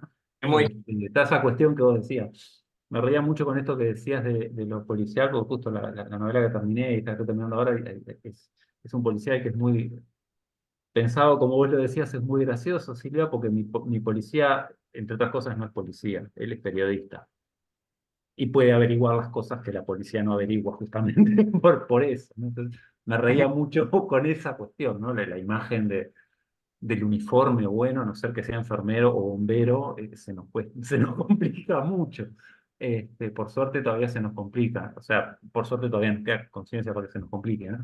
Pero es como eso, ¿no? Meterte además esa cuestión que hay yo creo que de alguna manera, por lo menos a mí lo que me pasa es que cuando yo escribo historias que tengo ganas de contar o cosas que tienen que ver con cosas que me pasan y a veces te pasa eso de que escribís algo y decís, pucha, ¿de dónde salió esto? Esto cómo pasó, ¿no? El cuento tuyo, ¿no? Que es como así, una oscuridad terrible, que es fascinante por eso. Vos leés dos párrafos y decís, acá va a pasar algo que está rematadamente mal, no hay manera de que no pase algo y no podés soltarlo. Eso me encantó. Yo creo que eso me gustó mucho de tu cuento. No lo comento porque estés vos, sino porque justamente fue de los que más me atrapó en eso de que eh, acá va a pasar algo terrible. Y después la vuelta de lo que termina pasando es casi humorístico, ¿no? Es como y encima eso, ¿no? Justo cuando está todo para que esto horrible zafe, trácate, ¿no? Es como, eso me gustó montones porque tiene como esa estructura que te tiene ahí en tensión. Y que vos lo mirás y es eso, ¿no? Yo qué sé, es uruguayo, es mexicano, colombiano, puede ser ruso, mm, es humano, ¿no? Yo creo que ahí hay algo que es como fantástico también en ese sentido. Y, y creo que es humano por eso, porque no pretende decir esto le pasa a todo el mundo. No tiene esa cosa de la filosofía europea que vos decías hoy, Silvia, ¿no? Sino que tiene como esa cosa de, esto es una historia mínima, de golpe vos mirás y claro, en las historias mínimas se reflejaba a todo el mundo. Yo creo que fue en la carátula de un disco de Carlos Vives la primera vez que leí eso de cuenta tu aldea y estarás contando el mundo, ¿no? La cuestión como, mirá esto. Sí. Este, y es eso, ¿no? Es como, a mí me pasa muchísimo con la música, pero también con la literatura, en particular con los cuentos, porque te permite como meterte en ambientes chicos, ¿no? No estás leyendo Crimen y Castigo, o páginas y páginas y páginas, es como, no, cosa breve que te permite armar un panorama. Eso a mí me gusta un montón, es decir, poder colaborar, armar eso también, ¿no? Puedo mirar la colección y es como una fotografía de cierto Uruguay, por lo menos de los uruguayos que nos animamos a escribir y a tener la base de mostrar. Yo creo que acá escribimos todo, pero viste esa cosa de, bueno, a ver, es como un mapa interesante. Vos mirás y decís, pucha, mirá, hay cuentos que vos decís, esto podría haber pasado en mi cuadra, o yo podría escribir un personaje parecido a este, y otras cosas decís, no, entonces, mirá qué lejano que es, y sin embargo, de pronto, porque te podría pasar, vivimos en la misma cuadra, ¿no? Es decir, yo vivo en el reducto en Montevideo, no estamos tan lejos. Podemos Pues cruzarnos súper. un montón de veces, pero no Están sabés si ahí, nuestras cosas. chiquititos, pueden ser Claro, vecinos chiquitito, de alguna total. manera. No, me Sí, parece sí. muy chévere, por ejemplo, la posibilidad de vivir en un país pequeño. Y tú dices, bueno, sí hay que recorrer distancia porque pues las distancias existen, pero las distancias son más cortas. Es uno de los países que he querido conocer precisamente por eso, porque tiene la posibilidad de hacer un recorrido completo de todo el país, a diferencia de, por ejemplo, Colombia no es un país muy grande, pero es un país bastante grande para ir desde La Guajira hasta la Amazonía, pues tienes que atravesar todo el país y está bastante largo toda la travesía y es tan diverso y es tan lleno de cosas, pero yo creo que toda Latinoamérica es de esa forma. tratar de definir como un país, por ejemplo, a Colombia lo definen como si fuera un país paisa, ¿cierto? En donde creas encuentras el acento de Medellín, es una de las ciudades más conocidas a nivel mundial, como que aquí todo el mundo es paisa, pero no es cierto. Y en Colombia, paisa es una pequeña región en comparación de los que están en el centro, de los que están en la costa. La gente de la costa y la gente del centro no se parecen en absolutamente nada, ni en la cultura, ni en la comida, ni en la forma de ser, ni en los climas. Colombia tiene todos los climas, todos. Podemos pasar desde páramo, podemos pasar al desierto. En este mismo país podemos pasar por tantos climas y por tanta diversidad, pero creo que esa es la posibilidad que da leer cuentos de todos lados. Yo creo que desde Latinoamérica no hay esa pretensión de universalidad, ¿no? Cuando uno cuenta Latinoamérica, sabe que está contando esta región de acá, porque tenemos muchas cosas en común, pero no se trata de definir la experiencia humana a través de lo que es Latinoamérica, porque es obvio que Latinoamérica es Latinoamérica y no puede ser Europa, aunque tengamos un sentimiento de lo que hoy se llama epistemologías del sur. No sé si conozcan un poco de las epistemologías del sur, el sur global en este caso, pues que puede ser también una parte de África, una parte de la India, que compartimos de alguna manera los mismos conflictos, hemos sido víctimas de la colonización. Aún así, desde estos territorios se cuentan cosas muy diversas que como que nos atañen a quienes estamos aquí, compartimos como un mismo sentimiento y eso me gusta de estas literaturas, que estas literaturas no le están diciendo al mundo, así vivimos todos y esta es la energía de todos. Habla desde lo particular, desde lo íntimo. Me gusta por eso los relatos que cuentan las experiencias individuales, porque te permite conocer a una persona, a ese alguien que está allá del otro lado y que dices, sufrió, está denunciando, está gritando, está hablando de cosas muy personales. Y me gusta mucho porque antes se asociaba a ese tipo de literatura solo con las mujeres. Éramos las mujeres quienes contábamos lo íntimo, quienes contábamos esas experiencias particulares, era un conocimiento que era muy poco valorado. Sí, hablar de lo particular era como, ay, no, de esas cosas hablan las mujeres, los hombres hablamos del universal, del hombre, de la humanidad, de lo que abarca todo. Y en ese abarcar todo se dejó por fuera, uno, la mitad de la humanidad y dos, a todo un continente. Entonces terminamos estudiando una literatura universal que dejó por fuera a las mujeres y que dejó por fuera a la otra mitad del mundo y asumió que desde su postura podía contarlo todo. Creo yo que esta literatura nueva, yo la considero nueva porque hace apenas un par de años que como que me di cuenta que en Latinoamérica había mucha gente nueva escribiendo, que no solo existía el boom latinoamericano, sino que había cantidades de personas escribiendo y publicando cosas muy nuevas que me hablaban a mí, me contaban cosas y me llevaban con acentos. Por ejemplo, algo del cuento de Ed que me encantó es que se montó en el cuento de la jerga. Me pareció maravilloso. Creo que es un poco más difícil de leer, ¿cierto? Si no compartes la territorialidad, pero de todas maneras te permite algo ahí, te lleva. Yo me imaginé a esa persona, me la imaginé tal vez con unas características propias de alguna región colombiana que pueda tener exactamente ese mismo acento y esa misma forma, me lo imaginé un poco más campesino, no sé, el hecho de que desde Latinoamérica no le tengamos miedo a escribir con jerga, porque muchas veces pasa que nos da miedo la jerga, porque es que no nos vamos a hacer entender, porque esto solamente se dice acá, se pierde de la riqueza cultural y del aporte que Latinoamérica le ha dado al español. Porque a mí me parece que el español arcaico era feíto, antes de que llegara a Latinoamérica y se le sumaran palabras de comunidades negras, de comunidades indígenas, se hizo más rico, más expresivo, más fluido, empezó a tener una diversidad de cosas que yo creo que hemos menospreciado durante mucho tiempo, que es como, ay, sí, cuando yo escribo con jergas que estoy atentando contra el lenguaje, pero así habla la gente, así vive la gente y enriqueció el lenguaje, lo transformó, lo hizo maravilloso y creo que no contar de esa forma la literatura latinoamericana es robarnos la posibilidad de sentirnos identificados con algo. Yo creo que ninguno de sus textos está hecho para un super lector ideal, sino que está hecho para otras personas comunes y corrientes con las que compartimos sentimientos, con las que compartimos dolores, y eso es lo bonito de encontrarse con la literatura hecha así. Por eso Ed, me encantó tu cuento, yo estaba ahí leyendo muy despacio para poder ir captando qué es lo que tratabas de decir. Tuve que ir a googlear de pronto un poco en algunos textos, un poco de Uruguay, porque era un país que lo tenía como muy lejano en el radar.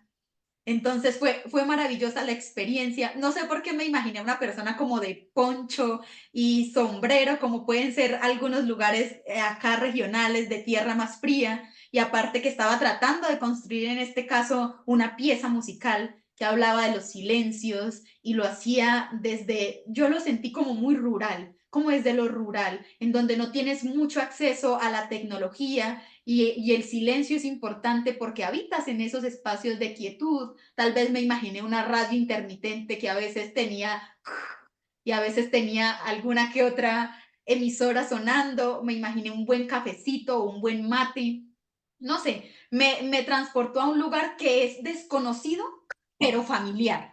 Es la magia de contar lo particular, las historias que parecen insignificantes, ¿sí? Puedes decir, ¿qué puede decirle a alguien la conversación entre dos personas que están tratando de escribir una samba dedicada a los silencios? ¿Qué puede haber ahí? ¿Qué hay ahí? Una cosa maravillosa. Hay otro mundo, hay un lenguaje, hay un cuerpo, hay esas cosas que como lectores creo que perseguimos, o al menos a mí me pasa que busco eso. Busco que me cuenten intimidades. Soy chismosa, no sé si la palabra chismosa la asocien con interesado en averiguar cositas. Entonces me gusta eso, me gusta ser chismosa y que me cuenten eso, como poder ver por un huequito la vida de alguien más. Y eso es lo que me ofrecen este tipo de lecturas, como una mirada por allá, algo desconocido para mí, pero que es fascinante. Entonces, ay, yo vivo emocionada por lo latinoamericano, entonces ya entenderán mi emoción todo el tiempo cada vez que tengo la oportunidad de trabajar en esto, ¿no? De estar aquí con ustedes disfrutando de sus lecturas y conociendo Nota, un poquito. se nota en tu pasión, creo que la vehemencia con la que uno habla, vehemencia, bien entendido, siempre tengo que estar explicando. Hoy la compañía anterior que hablaba del tema de la muerte y hablaba de lo de egoísta y dice, está, pero en el buen sentido, como que siempre tengo que estar aclarando que hay un buen sentido y un mal sentido. Pero bueno, se nota tu pasión por lo latinoamericano. Yo no, o sea, nos estamos conociendo ahora en esta charla y acá, como decimos acá, ya te sacamos la ficha, ¿viste? O sea, ya nos dimos cuenta cómo sos, por dónde va tu línea de pensamiento, y eso está muy bueno, porque a mí me permitió, por ejemplo, hablar, como lo que hablé hoy, que hablé sobre el antipatriarcado y demás. Pero eso, ¿por qué? Porque también me posibilitó entenderte a través de tus palabras, sin haber hablado de eso, que yo sé que por ahí podíamos hablar de algo que a mí en realidad me interesa hablar, porque la literatura como docente, yo la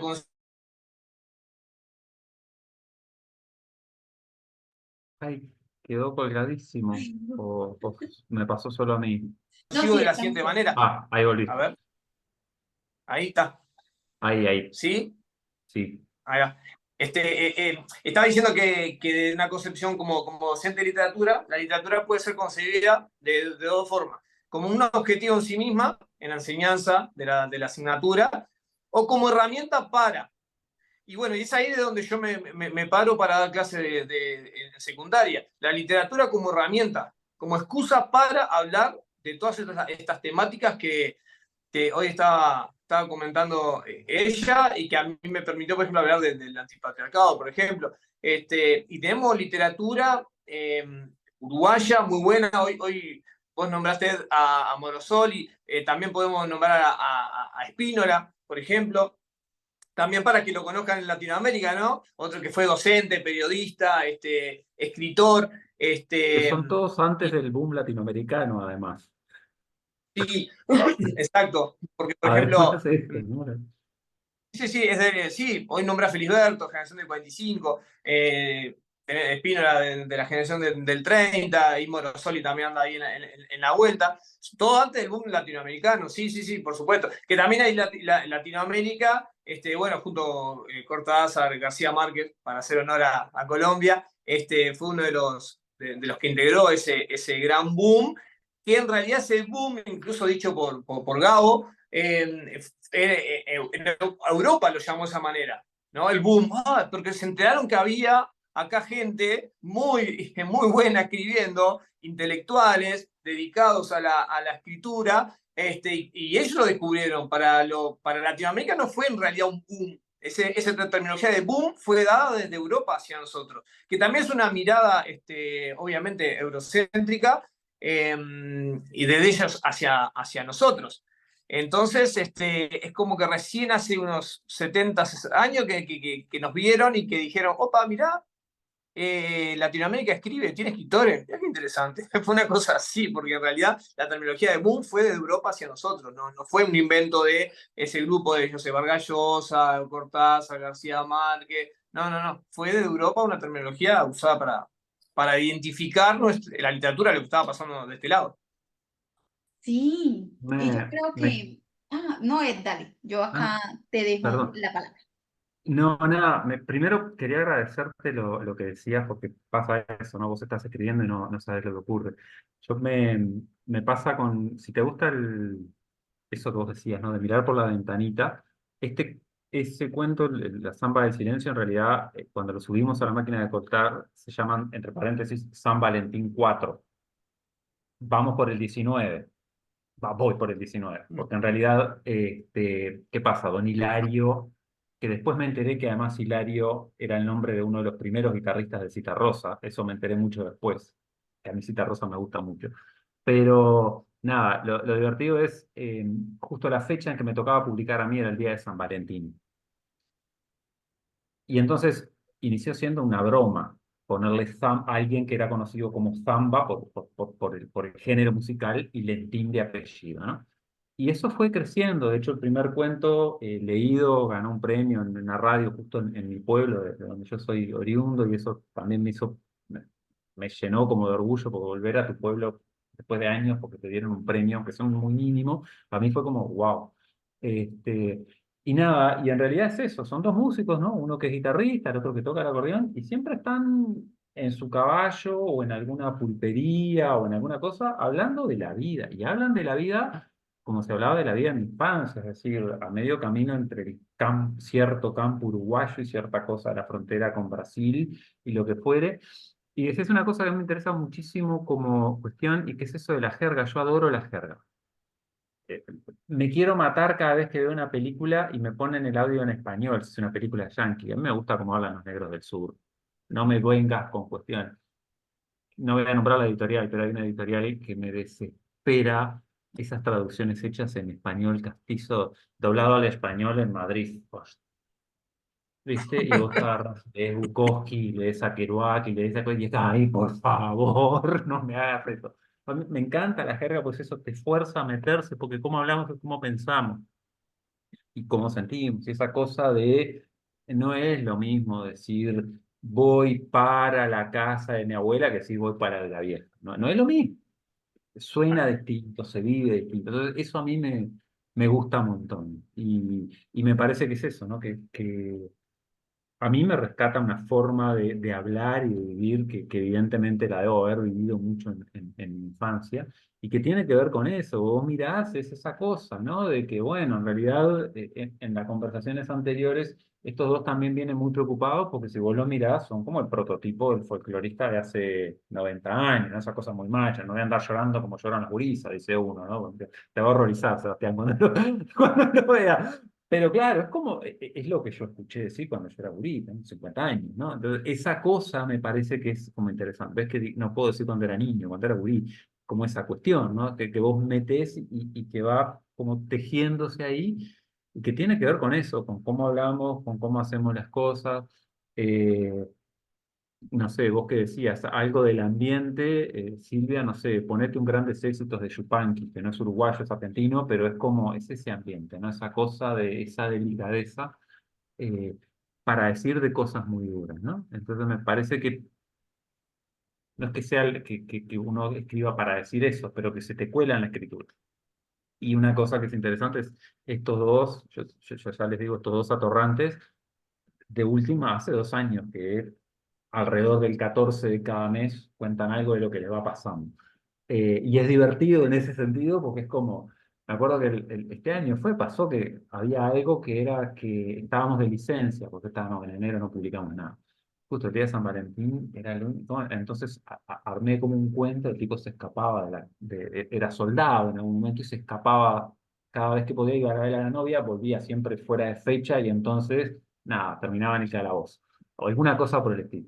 Entonces lo publicamos como plaquitas a los lectores a través de WhatsApp y de cosas, porque ese día no había, pues estábamos de licencia. Pero es como esa cosa, ¿no? De tomar las cuestiones más mínimas, que la mitad de las veces las escuchaste por ahí. No sé si te pasa a vos, Sebastián, pero los disparates más grandes, esas cosas que vos decís, esto no puede pasar, seguramente sea verdad.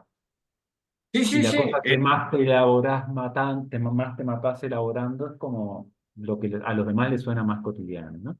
No, sí, es lo que hablaba hoy de ¿Cómo te buscar. metiste en eso? No, en realidad me lo contaron.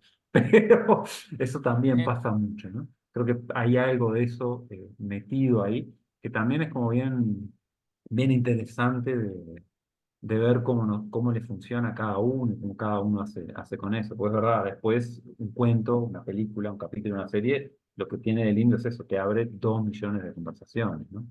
Termina siendo esto que vos decías, ¿no? Una herramienta por lo menos para abrir una conversación sobre alguna otra cosa, ¿no? Eso me parece que está buenísimo, realmente.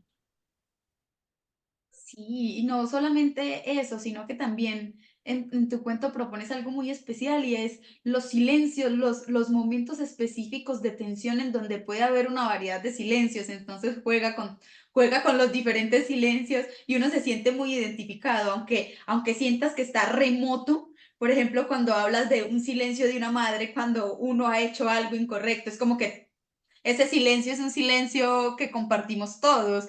Cuando usted llega, camina y su mamá está ahí, neutra, es el silencio más tenso, más. Entonces agarras esos silencios, por ejemplo, el silencio de un matrimonio que está enojado, esa lejanía.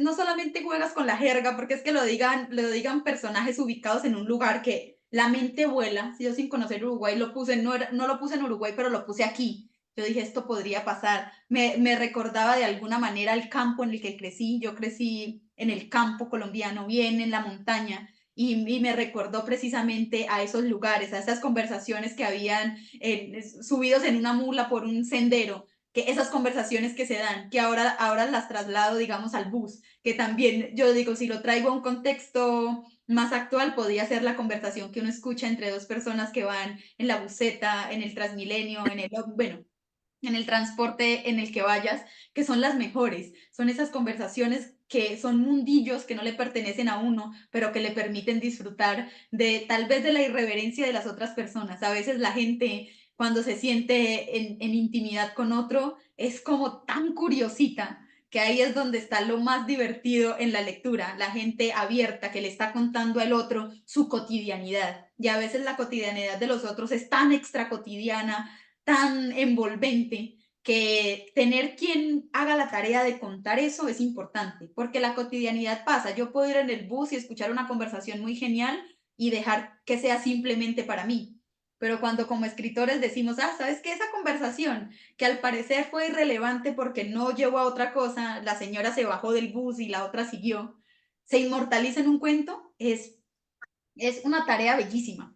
Y creo que es lo Bueno, que yo vi como esfuerzo de cada uno de ustedes acá en esta obra, como de inmortalizar pequeñas cosas que les pertenecían solo a ustedes, pero que ahora la comparten con otros lugares del mundo para que les parezca como tan divertido, tan nostálgico, porque creo que tu cuento está lleno de nostalgia, una nostalgia muy profunda, una nostalgia como muy humana en ese sentido, que el silencio representa para todos cualquier tipo de silencio, pero tú lo poetizas. No sé por qué, pero tu jerga me sonó muchísimo, muchísimo a jerga poética, ¿sí? Tenía, no sé si musicalidad, tal vez al ser una persona tan musical, de todas maneras, la forma en la que vas contando se parece mucho a la oralidad, a la narración oral, a cómo la gente lo cuenta, y eso es lo rico. Yo siempre le digo a la gente que mis relatos favoritos son los que parecen chismes, los que parecen que alguien está chismoseándote algo muy personal, son los más disfrutables y eso me encantó de tu cuento. Como te comentaba, que tuviera este aire de chismecito, que podía disfrutar de otro lado del continente, que hasta ahora estoy descubriendo y que espero descubrir un poquito más a profundidad. No sé si... Bueno, yo también quería hablar del cuento de Sebastián.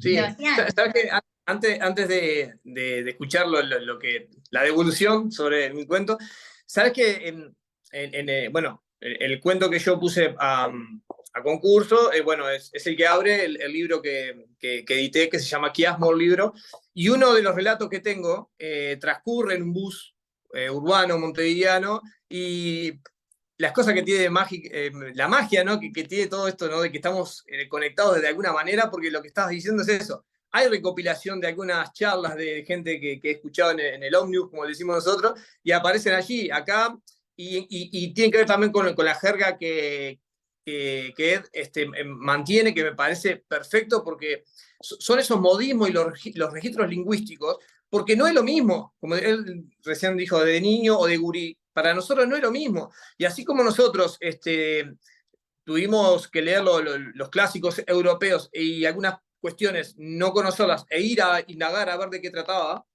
bueno, que de alguna manera, si al que le interesa leer, bueno, va a ir a ver, esta palabra, a ver, dijo gurí. Entonces, ¿qué será gurí en Uruguay? Ah, mirá, niño pequeño.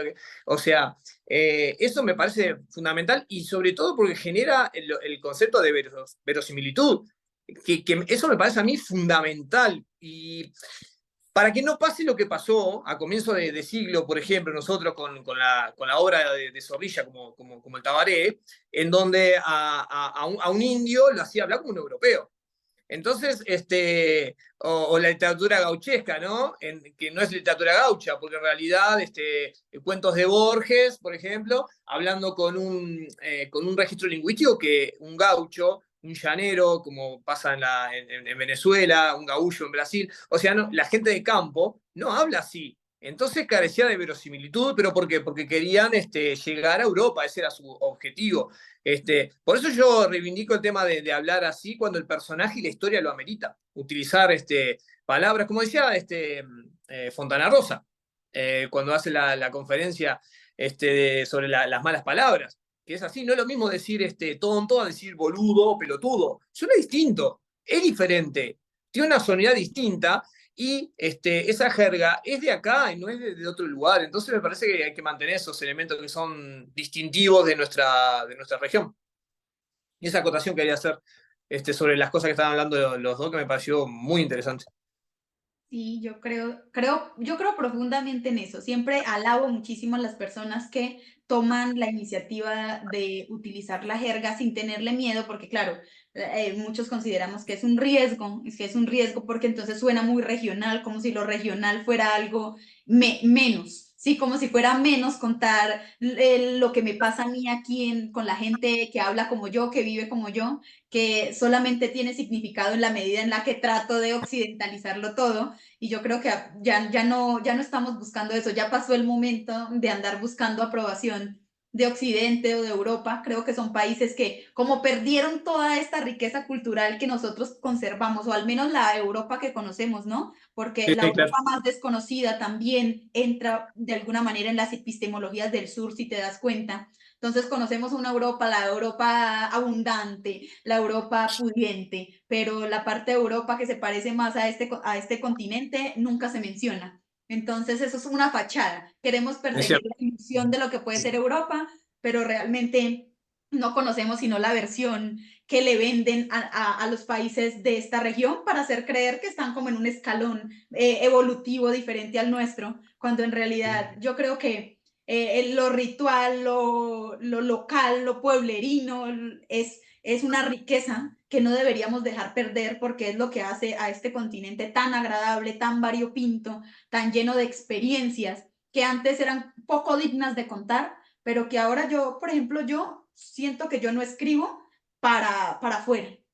Yo escribo para colombianos y escribo para latinoamericanos y me esfuerzo para escribir de tal manera que mi literatura suene como literatura de mujer también, que era algo que hace un tiempo era impensable. Las mujeres trataban de camuflar la forma en la que escribían para sonar como hombres.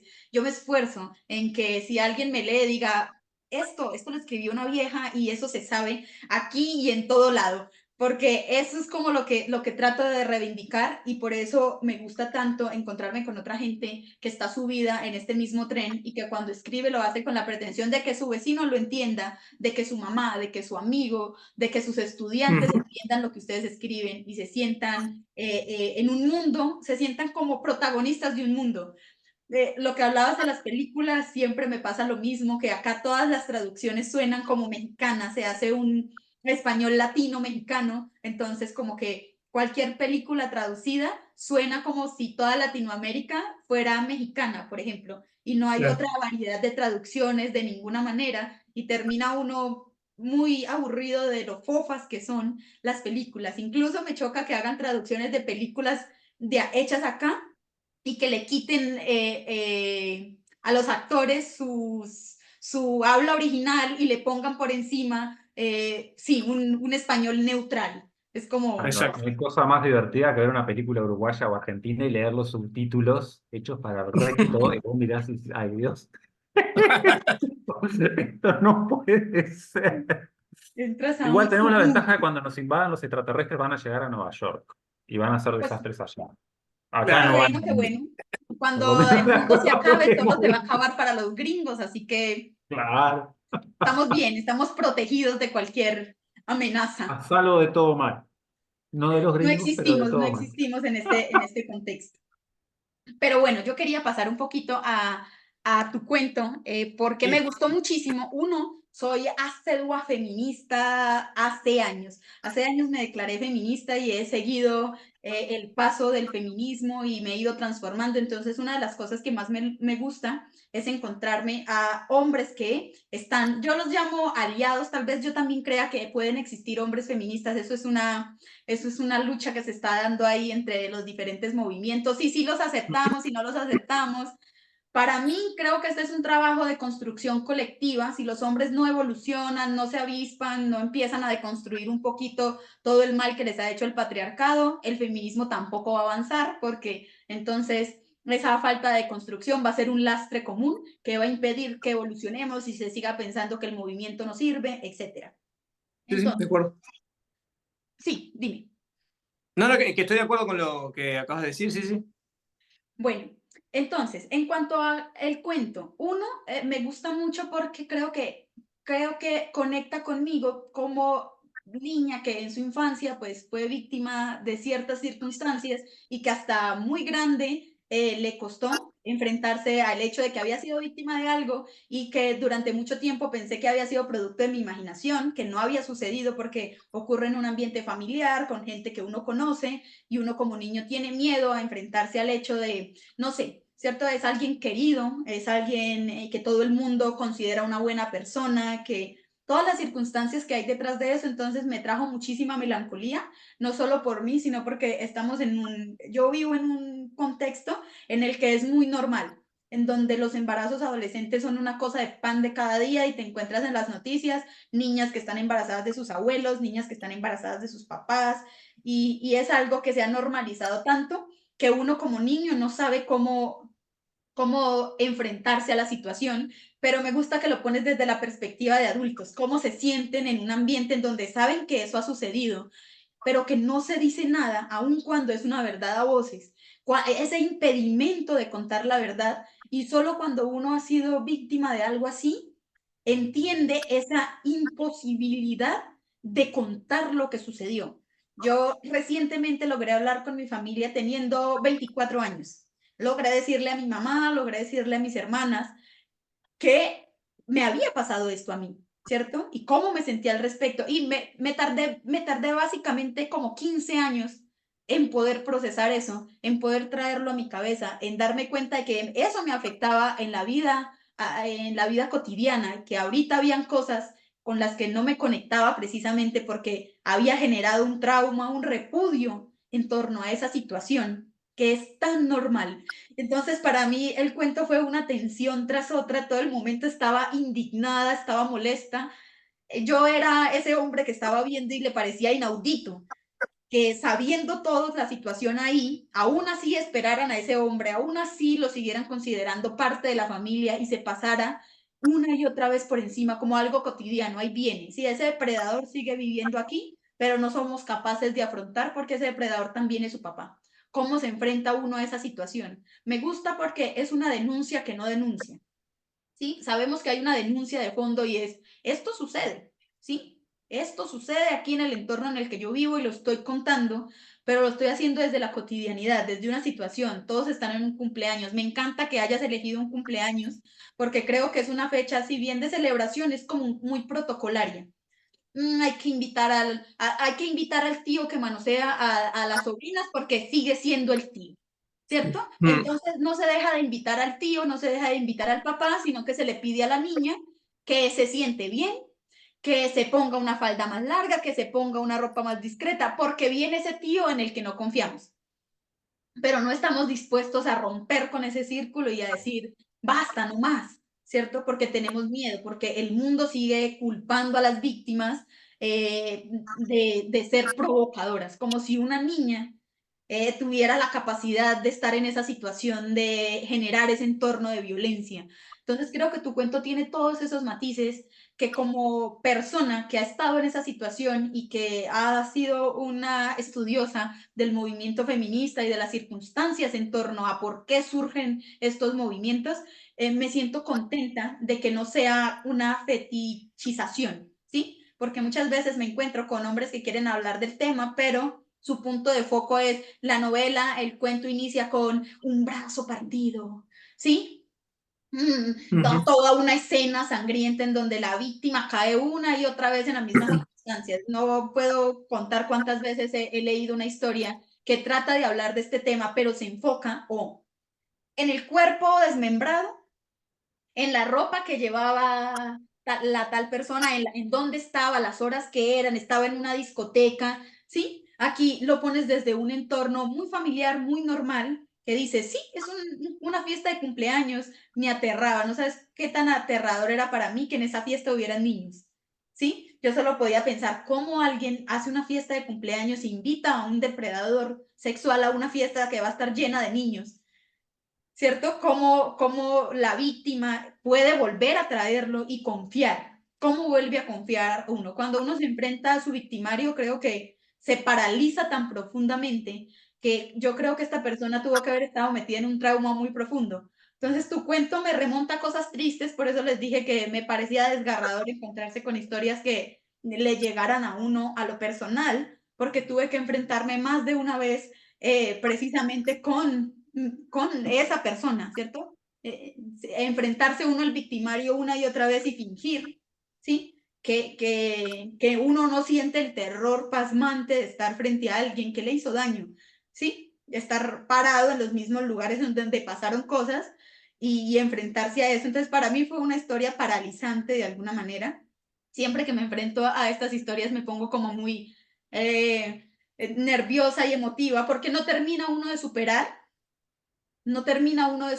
el trauma que le dejan, por más que uno lo hable con psicólogos, siempre hay ese enojo. Yo creo que yo solamente estoy esperando que algún día esta persona muera, deje este plano y nunca más vuelva a aparecer para sentir que los niños del mundo están libres de este tipo de personas, ¿sí? Entonces la denuncia es importante y me gusta cuando lo hacen mujeres, pero también me gusta cuando entiendo que desde la perspectiva masculina también se puede hacer, porque es muy triste estar en esta lucha en solitario, ¿sí? Cuando los perpetradores en su mayoría son hombres, sientes que debería de haber un respaldo por parte de quienes no están de acuerdo que también son hombres, ¿sí? Porque no solo las niñas son víctimas de esto, creo que muchos niños también son víctimas de estas mismas situaciones y que está todavía más camuflado que lo de las niñas. Con el movimiento feminista, las mujeres nos hemos como enfocado en denunciar, en decir, tú eres esta persona y tú haces esto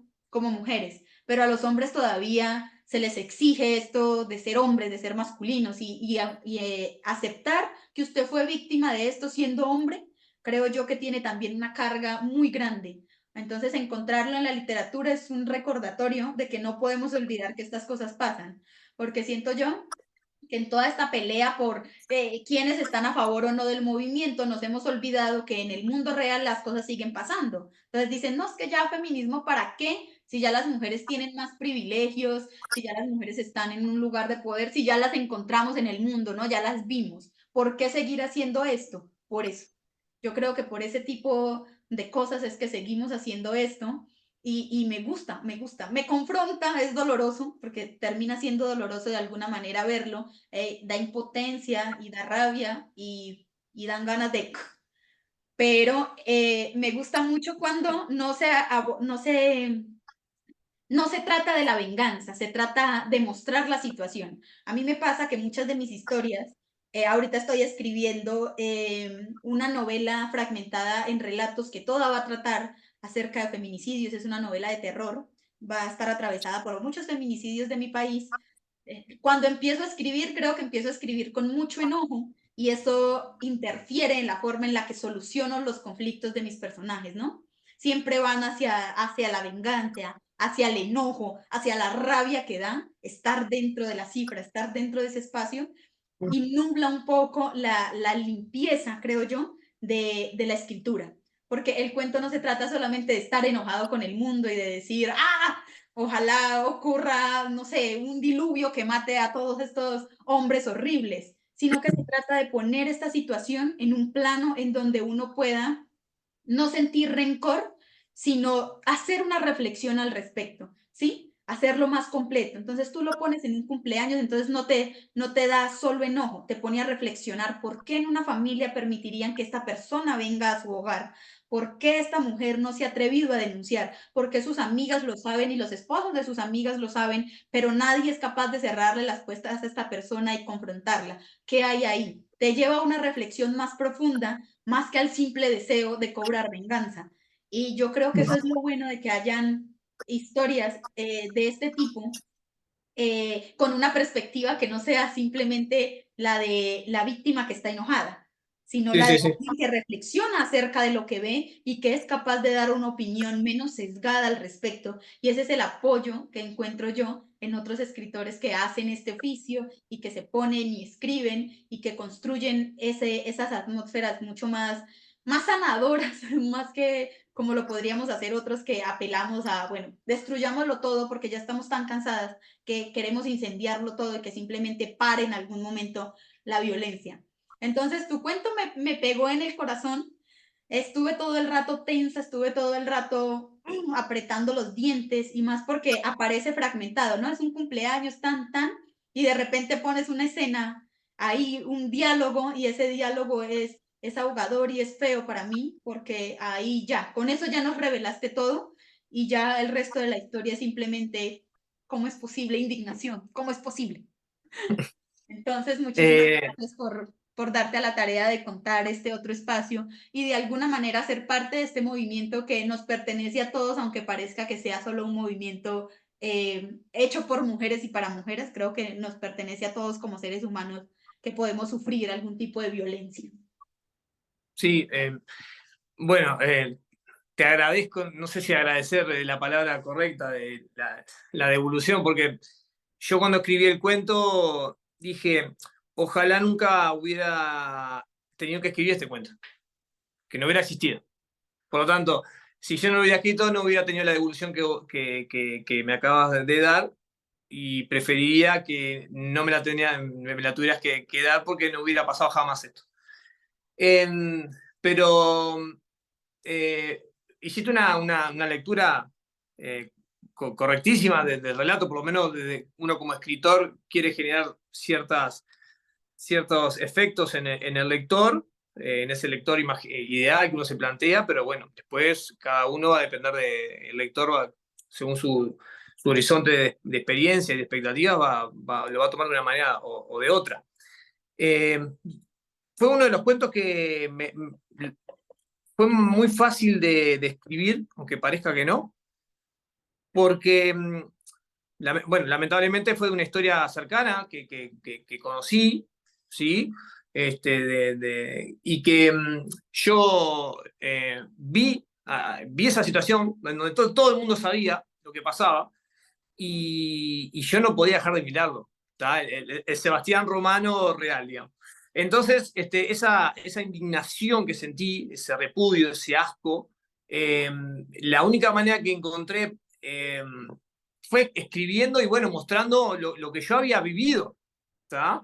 Lo que me había pasado por la cabeza en ese momento mientras yo no podía sacarle los ojos de encima del asco que tenía a esa persona y cómo la víctima estaba allí, ¿sí? Incluso, obviamente, tiene una parte ficcional, porque en el libro en el cual está comprendido este cuento de cumpleaños se llama Quiasmo, que es una figura, un recurso literario, en el cual te permite leer de formas cruzadas dos versos y darte un nuevo significado. Entonces, como subtítulo, este libro dice historias reales de personajes ficticios, historias ficticias de personajes reales. Pero si con ese quiasmo yo puedo leer cruzado, me queda historias reales de personajes reales, historias ficticias de personajes ficticios. Entonces, en este cuento, prácticamente la realidad está allí, salvo, obvio que no pasó lo que pasa en el final del cuento. Luego lo que tú hablaste de la denuncia, sí, está en esa, sin decir, porque planteando ese pensamiento en el cual el hombre que conoce la historia de esta muchacha comienza a pensar en una situación de abuso en la cual la víctima había, bueno, pasado por varias veces por este depredador sexual, que era su padre. Entonces, en ese pensamiento en el cual solo se escucha a ella, no interviene el abusador, solo es ella que a través de ese no, ¿qué estás haciendo? Y al final, con ese basta papá, ya no había más nada que agregar. Ya está, la situación está planteada. Y entonces ahora, bueno, ¿qué hacemos con eso, con esa información que tenemos? Por eso también ese gran párrafo de una gran pregunta retórica, ¿no? ¿Qué hacemos con las víctimas? Que las víctimas terminan siendo convertidas en victimarios, si denunciás, mientras los otros te siguen tratando de esa manera y causándote dolor, muerte, daño y muerte, plantea algo así el narrador personaje, que también elegí que fuera en primera persona para generar esa subjetividad. Un narrador externo no me iba a dar el efecto que yo estaba buscando. Necesitabas un narrador interno y totalmente subjetivo. Y bueno, y después el otro gran tema que aparece en ese cuento es, bueno, la venganza por mano propia. ¿Y qué pasa si yo tomo venganza por mano propia y cometo un error como el que comete el personaje al final del cuento? Entonces, no doy respuesta. Yo lo que genero, desde un lado filosófico, que me gusta muchísimo la filosofía, yo genero preguntas. ¿Qué es eso lo que busca la filosofía? No busca generar respuestas, sino preguntas. Bueno, ¿y qué hacemos entonces con la mano propia? ¿Puede fallar eso que muchos hemos pensado cuando vemos en las noticias, padre abusó de su hija y la mató, padre? Lo queremos matar, lo queremos asesinar. ¿Tá? Y si tomamos la venganza, la justicia por mano propia, y si cometemos un error, ¿qué pasa? Entonces, está todo esto planteado en ese cuento breve que yo ya hablaba del tema del impacto, ¿no? Que tiene que ser muy fuerte, sobre todo cuando en cuentos breves tiene que causar ese impacto y que, bueno, muchas personas me han comentado su experiencia con el cuento. Muchas personas como tú ahora, que no nos conocemos y sin embargo te abriste a contarnos algo tan íntimo y tan cruel que te ha pasado y que está el valor de tener para contarlo, ¿no? Y bueno, y uno piensa en eso cuando tiene ese tipo de devoluciones y dice, bueno, es mi pequeño aporte, porque yo nací de una mujer, tengo una hermana, tengo una hija, estuve casado hasta hace poco. O sea, todos tenemos mujeres en nuestro entorno, primas, sobrinas, hermanas, lo que sea. Entonces, ¿cuándo tenemos que nosotros saltar, como decimos acá en Uruguay? ¿Cuando le pase a alguien que conocemos o indignarnos y saltar siempre? Siempre es la respuesta. porque no puede seguir pasando este tipo de cosas. Y creo que los varones estamos en un debe muy grande con respecto a esto. Porque por silencio caemos en ser cómplices.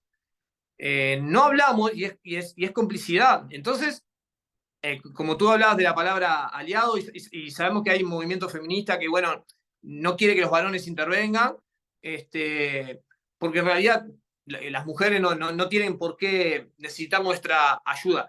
Pero sí, creo que, no sé si aliado, pero me parece que como humanos tenemos que actuar en consecuencia de este flagelo que es mundial y que pasó, pasa y tiene pinta de que va a seguir pasando, porque nos callamos, no hablamos, ya nos reímos del movimiento feministas, acá se les nombra, no sé si en Colombia le llegaron a poner ese mote de feminazis a las feministas extremistas, y terminamos discutiendo si los hombres pueden ir a una marcha por la igualdad de género o no, y perdemos la esencia de la lucha.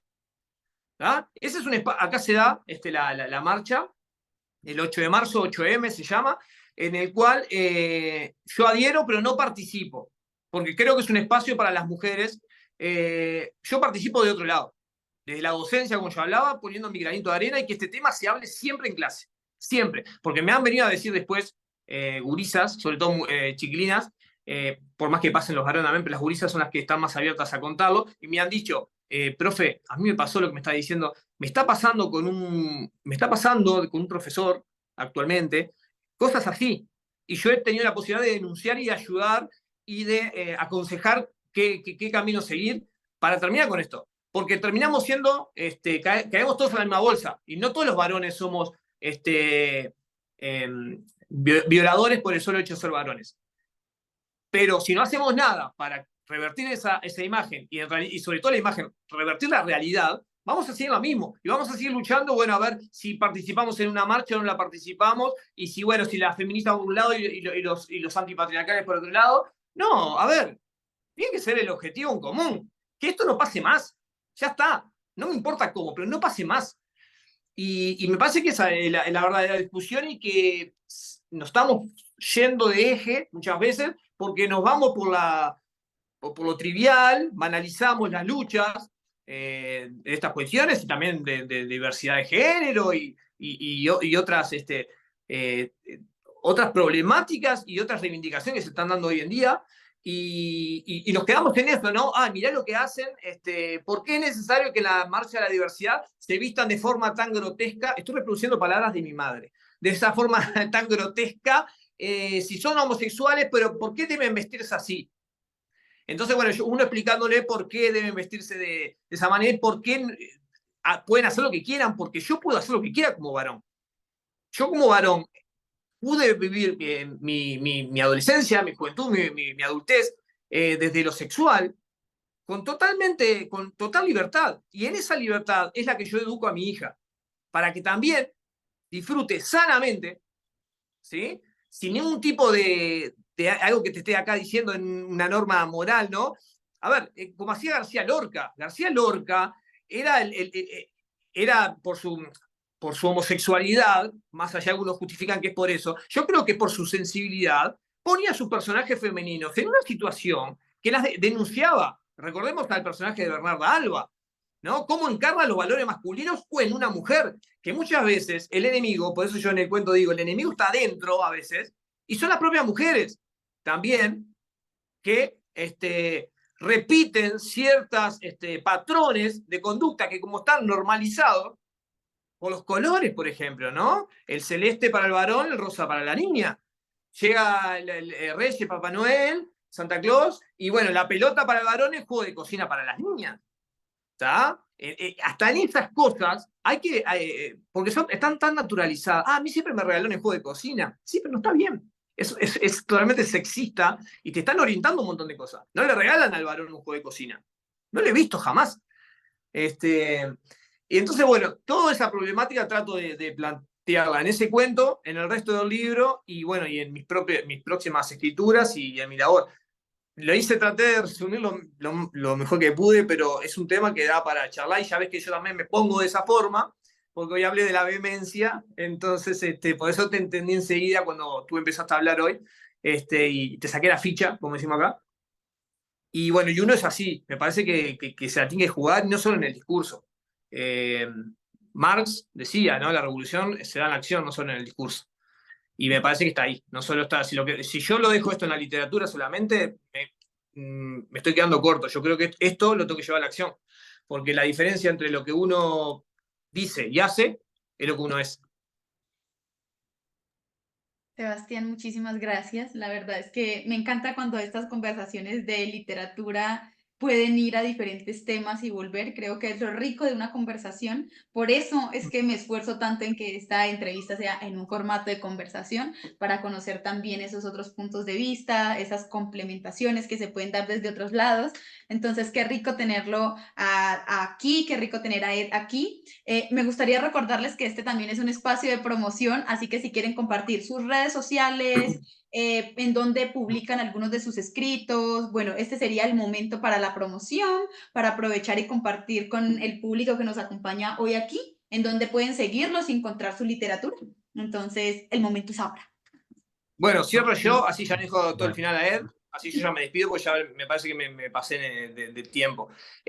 Yo manejo Instagram, @sebaromano22, @sebaromano22 con número. Allí, bueno, los invito a todos, van a ver las cosas que hago, a lo que me dedico, bueno, cómo pueden adquirir mi libro en formato digital, impreso, como sea, de donde sea que quieran, que estén, vayan a escuchar, que estén escuchando en este momento. Así que bueno, @sebaromano22, ahí me siguen por Instagram, los voy a aceptar con mucho cariño. A ti te quiero agradecer por este espacio enorme. Disfruté muchísimo de la charla. Los caribeños tienen esa tonalidad que a mí me encanta. Acá hay una murga que se llama Garrate Catalina, que hace poco tuvo una actuación que decía sobre los caribeños, ¿no? Cómo, eh, capaz que Colombia no entra dentro de los caribeños, lo estoy hablando yo geográficamente, pero me refiero a Colombia, Venezuela, Ecuador, cómo hablan con esas palabras bailarinas, dice, como si la vida fuera una cosa justa, dice en dos versos de esta murga, porque tiene ese acento en el cual incluso el dolor más profundo lo dicen de una manera que uno le llega al alma, y por eso también son muy bien recibidos cuando vienen de todos esos países a vivir a nuestro país buscando una mejor vida para ellos y su familia, y son bien recibidos y siempre lo van a hacer. Así que yo me despido, gracias también a Ed, me encantó que estuviera en esta charla, a la otra escritora también, no me acuerdo el nombre ahora, se me fue el nombre de la cabeza, que se tuvo Leonora, que... Leonora, ¿verdad? Que también fue un placer compartir este momento con ella, y bueno, agradecerles a ustedes y hasta un próximo encuentro. Bueno, Sebastián, que te vaya muy bien, que tengas una linda noche. nada, un par de cositas. Lo primero es que, nada, volviendo al cuento en sí, eso que comentaba al principio, ¿no? Vos ves que hay una denuncia, pero que no cae nunca en ningún momento en el panfleto. Y eso para mí no cae en el golpe bajo. Eso me parece que está buenísimo. Esa cosa, creo que es Freud el que usa mucho el término, esa cuestión de lo ominoso, ¿no? Lo que es bien familiar, tan cercano, pero que sin embargo es macabro y está ahí y te resulta conocido, pero absolutamente desconocido. Y esa sensación, como lector, digo, me resulta bien linda de ver. Después, cuestiones, ponía ahí el link al sitio donde escribimos todos los lunes, que es La Máquina de Contar, que ahí, bueno, somos tres, y que además lo bueno de La Máquina de Contar es que somos uno de Durazno, yo soy de Mercedes, esos son como dos lugares en el interior del Uruguay, y otro de Montevideo. Y nada, dos vivimos en Montevideo, el otro está en París haciendo una maestría en psicoanálisis hace años. Cuando nos reunimos para hacer cosas, eso, ¿no? Desde la diferencia horaria hasta las cuestiones, ¿viste? Todas esas cosas que son un lío. Después casi no uso el Instagram, tengo un sitio que es edh en Insta, que lo tengo por eso, ¿no? Donde subimos los links de los cuentos de cada lunes, alguna cosa. Y nada, gracias por publicarnos a todos, a mí en particular, gracias por la oportunidad de conversar. Es la primera vez que me veo en papel en algo que no es académico. y es como algo de otro orden, eso está buenísimo. Y nada, supongo que seguiremos en contacto y obviamente cuando haya novela de alguna manera se las haré llegar y todas esas cosas. Y nada, un placer la charla, realmente. Bueno, muchísimas gracias a ustedes por estar aquí. Muchísimas gracias a todas las personas que nos acompañaron hoy aquí en Entrevistas y Letras. No olviden que este es un espacio creado por el grupo editorial Letras Negras y que bendita sea la literatura. Hasta la próxima.